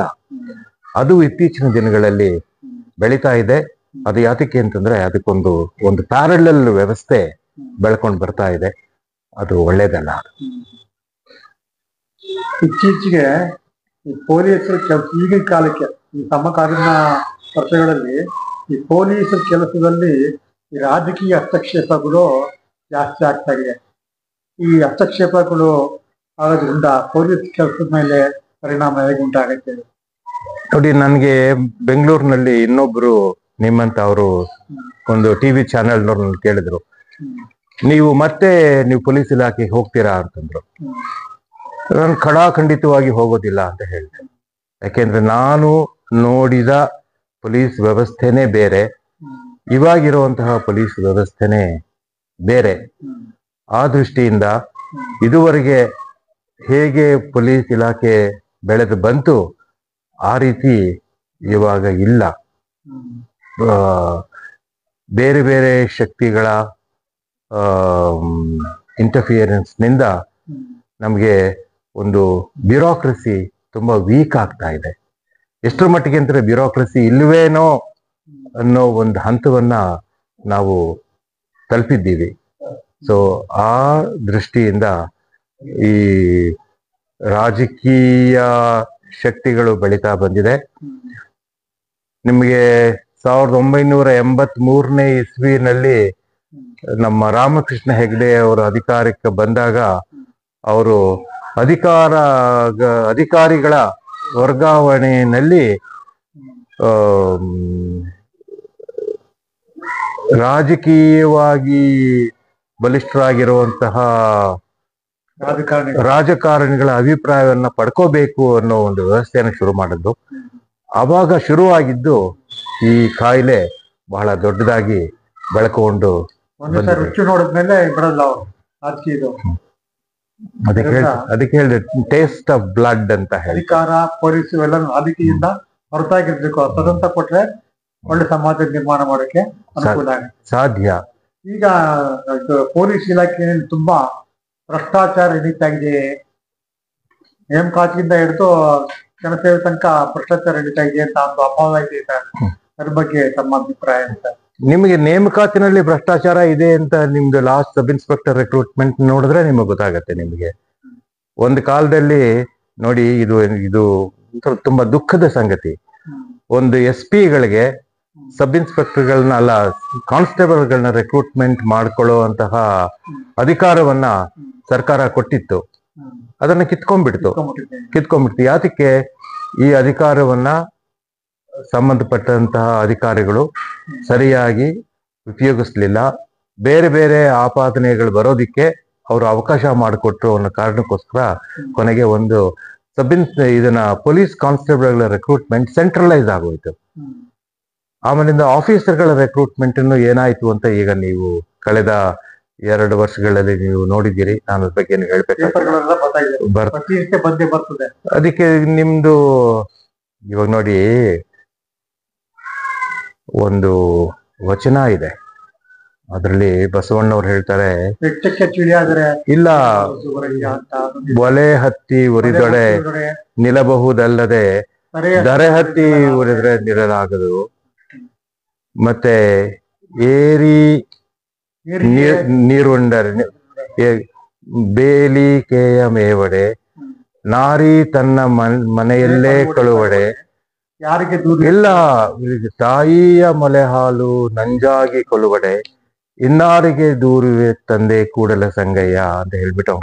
ಸೊ ಇದು ಮೇಲ್ನೋಟಕ್ಕೆ ಇದು ಒಂಥರ ತುಂಬಾ ಬಗೆಹರಿಸಲಾಗದ ಕಷ್ಟಗಳು ಅನ್ನೋ ರೀತಿಯಲ್ಲಿ ಕಾಣಬಹುದು. ಆದ್ರೆ ನೀವು ಬಹಳ ಆಳವಾಗಿ ನೋಡ್ತು ಅಂತಂದ್ರೆ ಒಂದು ವ್ಯವಸ್ಥೆನೇ ಕುಸಿದು ಹೋದ್ರೆ ಹೇಗೆ ಜೀವನ ಸಾಧ್ಯ ಅನ್ನೋ ಪ್ರಶ್ನೆನ ನಿಮ್ ಮುಂದೆ ತಗೊಂಡ್ಬರುತ್ತೆ ಈ ವಚನ. ಅವತ್ತು ಹೇಳ್ಬಿಟ್ರೆ ಅಲ್ಲ, ಹೇಳಿದ್ರು ಇನ್ನಾರಿಗೆ ದೂರವೇ ತಂದೆ ಕೂಡಲ ಸಂಗಯ್ಯ. ಈಗ ದೇವ್ರೇ ನನ್ಗೆ ಅನ್ಯಾಯ ಮಾಡ್ತು ಅಂತ ಅವ್ನ್ ಹೇಳ್ತಾನೆ, ನೀನು ನನಗೆ ಜನ್ಮ ಕೊಟ್ಟೆ, ಆದ್ರೆ ನೀನು ನನ್ನ ಜನ್ಮನ ಪೂರ್ತಿಯಾಗಿ ಬರೀ ತಡೆಯೋಕೆ ಸಾಧ್ಯವಾಗಿಲ್ದಿರುವಂತಹ ದುಃಖವನ್ನು ನೀನು ಕೊಟ್ಟೆ, ಇನ್ನಾರಿಗೆ ದೂರವೇ ತಂದೆ ಕೂಡಲ ಸಂಗಯ್ಯ ಅಂತ ಬಸವಣ್ಣವರೇನೆ ಹೇಳ್ತಾರೆ. ಇದನ್ನ ನೀವು ನೋಡಿದ್ರೆ ಒಂದು ವ್ಯವಸ್ಥೆನೇ ಕುಸಿದ್ರೆ ಏನ್ ಮಾಡೋಕೆ ಸಾಧ್ಯ? ನಾವು ಆ ಸಂದರ್ಭದಲ್ಲಿ ಇದ್ದೇವೆ. ಜನತೆ ಎತ್ತಿಸ್ಕೊಂಡೀಗ ನಾವು ಆ ಸಂದರ್ಭದಲ್ಲಿ ವ್ಯವಸ್ಥೆನೇ ಕುಸಿದು ಹೋಗಿರುವ ಸಂದರ್ಭದಲ್ಲಿ ನಾವು ಇದ್ದೇವೆ. ಇದನ್ನ ಯಾರು ಸರಿ ಮಾಡ್ಬೇಕು ಅನ್ನೋ ಪ್ರಶ್ನೆಗೆ ನನ್ನ ಹತ್ರ ಉತ್ತರ ಇಲ್ಲ. ಜನತೆಗಳು ಕೈಬಿಟ್ಟು ಈ ಕಾಲದಲ್ಲಿ ದುಡ್ಡಿಸ್ಕೊಂಡು ಮತ ಕೊಡ್ತಾರೆ. ಅನ್ಕಾದ್ಮೇಲೆ 100-200 ರೂಪಾಯಿ ಆಗಿದ್ದು ಈಗೆಲ್ಲ 2,000 ಆಯ್ತು, 5,000 ಆಯ್ತು, ಈಗೆಲ್ಲ 10,000 20,000 ಅಂತ ಹೇಳ್ತಾರೆ. ಹೀಗಾಗಿ ಈಗ ಒಂದು ಪರಿಸ್ಥಿತಿ ಬದಲಾವಣೆ ಆಗಕ್ಕೆ ಇಲ್ಲ, ಇನ್ನೂ ಅಧೋಗತಿಗೆ ಹೊಟ್ಟೋಗ್ಬಿಡ್ತೀರೋ ಅಂತ ಅನ್ಸುತ್ತೆ ಸರ್. ಇಲ್ಲಿವರೆಗೆ ತಾವು ಬಂದು ನಮ್ಮ ಆದಿತ್ಯ ಲೋಕಿ ಸ್ಥಾನಕ್ಕೆ ಬಂದು ಹಲವಾರು ಪ್ರಶ್ನೆಗಳಿಗೆ ನನ್ನ ಪ್ರಶ್ನೆ ಇಲ್ಲ, ಅದು ನಮ್ಮ ವೀಕ್ಷಕರ ಪ್ರಶ್ನೆಗಳು ಅವೆಲ್ಲ ಅವರ ಒಂದು ಅನುಮಾನಗಳನ್ನ ಪರಿಹಾರ ಮಾಡಿಕೊಟ್ಟಿದ್ರಿ. ಆಮೇಲೆ ಈ ಒಂದು ಪೊಲೀಸ್ ಇಲಾಖೆಗೆ ಬರಬೇಕು ಅಂತ ಇರತಕ್ಕಂಥವ್ರು ಕಾನ್ಸ್ಟೇಬಲ್ ಆಗಲಿ, ಸಬ್ ಇನ್ಸ್ಪೆಕ್ಟರ್ ಆಗಲಿ ಅಂತ ಒಂದು ಅಭ್ಯರ್ಥಿಗಳಿಗಾಗ್ಲಿ ತಾವು ಏನನ್ನು ಹೇಳೋದಕ್ಕೆ ಇಷ್ಟಪಡ್ತೀರಿ ಸರ್? ನಾನು ಒಂದೇ ಮಾತು, ಇದು ಅಧಿಕಾರ ಬೇಕು ಅನ್ನೋ ಒಂದು ಆಸೆ ನಿಮ್ಗಿತ್ತು ಅಂತಂದ್ರೆ, ಹಣ ಮಾಡ್ಕೋಬೇಕು ಅನ್ನೋ ಆಸೆ ಇತ್ತು ಅಂತಂದ್ರೆ ಬರ್ಬೇಡಿ, ದಯವಿಟ್ಟು ಬರ್ಬೇಡಿ. ಒಳ್ಳೆ ಸಮಾಜ ಕಟ್ಟಬೇಕು, ಒಳ್ಳೆ ದೇಶ ಕಟ್ಟಬೇಕು, ಜನತೆಗೆ ಪ್ರಾಮಾಣಿಕ ಸೇವೆ ಜನತೆಗೆ ತಕ್ಷಣ ಒಂದು ಸೇವಾ ಮನೋಭಾವ ಇದ್ರೆ, ಮತ್ತೆ ನೀವು ದೊಡ್ಡ ಸ್ಯಾಕ್ರಿಫೈಸ್ಗೆ ನೀವು ತಯಾರಾಗಿತ್ತು ಅಂತಂದ್ರೆ ನೀವು ದಯವಿಟ್ಟು ಪೊಲೀಸಿಗೆ ಬನ್ನಿ. ನಿಮ್ಗೆ ಅಧಿಕಾರ ಬೇಕು, ಹಣ ಬೇಕು ಅಂತಂದ್ರೆ ಇವೆರಡನ್ನು ನೀವು ಹೊತ್ಕೊಂಡು ಹೋಗೋದಿಲ್ಲ. ನೀವು ಎಲ್ಲಿಗೆ ಬೇಕಾದ್ರೂ ಹೋಗಿ, ಪೊಲೀಸಿಗೆ ಬರಬೇಡಿ. ಯಾಕೆಂತಂದ್ರೆ ಪೊಲೀಸ್ ಇಲಾಖೆಯ ಕಾರ್ಯ ಹೇಗಪ್ಪ ಅಂತಂದ್ರೆ ಪೊಲೀಸ್ ಕಾರ್ಯದಿಂದ ಪೊಲೀಸ್ ನಿರ್ವಹಣೆ ಸಮಾಜವನ್ನ ನೇರವಾಗಿ ತಟ್ಟತ್ತೆ. ಆ ದೃಷ್ಟಿಯಿಂದ ಇಲ್ಲಿ ಕಾನೂನು ಪ್ರಕಾರ ಒಂದು ವ್ಯವಸ್ಥೆ ಇರಬೇಕೆ ಹೊರತು ಕೊನೆ ಕಾನೂನಿನಲ್ಲಿ ಬೇರೆ ತರದ ಅವ್ಯವಹಾರ ನಡೆಯುವಂತಹ ವ್ಯವಸ್ಥೆಗೆ ನಾವು ಪ್ರೇರಕವಾಗಿ ಇರಬಾರದು. ಸೊ ಆ ದೃಷ್ಟಿಯಿಂದ ಹಣ ಮತ್ತೆ ಅಧಿಕಾರದ ಆಸೆಗೋಸ್ಕರ ಪೊಲೀಸನ್ನ ಸೇರ್ಬೇಡಿ ಅನ್ನೋದು ನನ್ನ ನೇರ ನುಡಿ. ಈಗ ಪ್ರಾಮಾಣಿಕವಾಗಿ ದಕ್ಷತೆಯಿಂದ ಸೇವೆ ಸಲ್ಲಿಸಿದ ಅಧಿಕಾರಿಗಳು ಬೇಕಾಗ್ತಿರೋ ನಮ್ಮ ಕಣ್ಮುಂದೆ ಇದ್ದಾರೆ.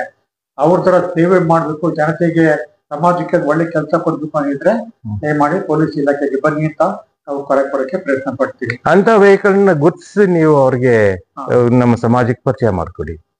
ಅಂತ ವ್ಯಕ್ತಿಗಳನ್ನ ಗುರ್ತಿಸಿ ನಿಮಗೆ ಖಂಡಿತ ಸಿಗ್ತಾರೆ. ಆಮೇಲೆ ನಮ್ಮ ಆದಿತ್ಯ ಲೋಕೇಶ್ ಯೂಟ್ಯೂಬ್ ಚಾನಲ್ ವೀಕ್ಷಕರಿಗೆ ಈ ಒಂದು ಸಂದರ್ಭದಲ್ಲಿ ತಾವು ಏನನ್ನ ಹೇಳಕ್ಕೆ ಇಷ್ಟಪಡ್ತೀವಿ ಸರ್? ನಾನು ಹೇಳಿದ್ದೀನಲ್ಲ, ಒಂದು ವ್ಯವಸ್ಥೆ ಕುಸಿಯೋ ಹಂತಕ್ಕೆ ಬರಬೇಡಿ. ಸಮಾಜ ಜಾಗರೂಕವಾಗಿರ್ಬೇಕು ಅನ್ನೋದೇ ನನ್ನ ಕೋರಿಕೆ. ಮೊದಲಾಗಿ ಜನರ ಭ್ರಷ್ಟಾಚಾರವನ್ನು ಬಿಡಬೇಕು. ದುಡ್ಡು ಇಸ್ಕೊಂಡ್ಬಿಟ್ಟು ಲಂಚ ಇಸ್ಕೊಂಡು ಓಟ್ ಕೊಡುವಂತಹ ಮನೋಭಾವನೆ ಹೋದ್ರೆ ತಾನೇ ವ್ಯವಸ್ಥೆ ಬದಲಾಗತ್ತೆ. ಅದರಿಂದ ಜನತೆಗಳು ಆದಷ್ಟು ಪ್ರಾಮಾಣಿಕತೆಯಿಂದ ಬರ್ಬೇಕು ಅಂತ ಕರೆಯನ್ನು ಈಗಿನ ಕಾಲದಲ್ಲಿ ಈಗ ಮುಖಾಂತರವಾಗಿ ವಾಹನವಾಗಿ ನಮಗೆ ಕೊಡೋದಕ್ಕೆ ಇಷ್ಟಪಡ್ತೀನಿ. ಇಲ್ಲಿವರೆಗೆ ತಾವು ದಯಮಾಡಿ ನಮ್ಮ ಒಂದು ಕರೆಗೆ ಹೋಗ್ಬಿಟ್ಟು ಇಲ್ಲಿಗೆ ಬಂದು ನಮ್ಮ ಆದಿತ್ಯ ಲೋಕೇಶ್ ಯೂಟ್ಯೂಬ್ ಚಾನಲ್ಗೆ ಬಂದು ಸ್ಟುಡಿಯೋಗೆ ಬಂದು ಹಲವಾರು ಮಾಹಿತಿಗಳನ್ನ ಕೊಟ್ಟಿದ್ದೀರಿ. ತಾವು ತಮ್ಮ ಕಾಲಾವಧಿಯಲ್ಲಿ ಸಲ್ಲಿಸಿರ್ತಕ್ಕಂಥ ವಿಶೇಷ ಸೇವೆಗಳನ್ನ ನಾವು ಸ್ಮರಿಸಿಕೊಂಡಿದ್ದೀವಿ. ಅದರಿಂದ ತಾವು ದಯಮಾಡಿ ಈ ಒಂದು ಕಾರ್ಯಕ್ರಮಕ್ಕೆ ಬಂದು ಚೆನ್ನಾಗಿ ನಡೆಸ್ಕೊಡೋದಕ್ಕೆ ನಮ್ಗೆ ಅನಂತ ಧನ್ಯವಾದ. ತಮಗೂ ಮತ್ತು ತಮ್ಮ ವೀಕ್ಷಕರಿಗೂ.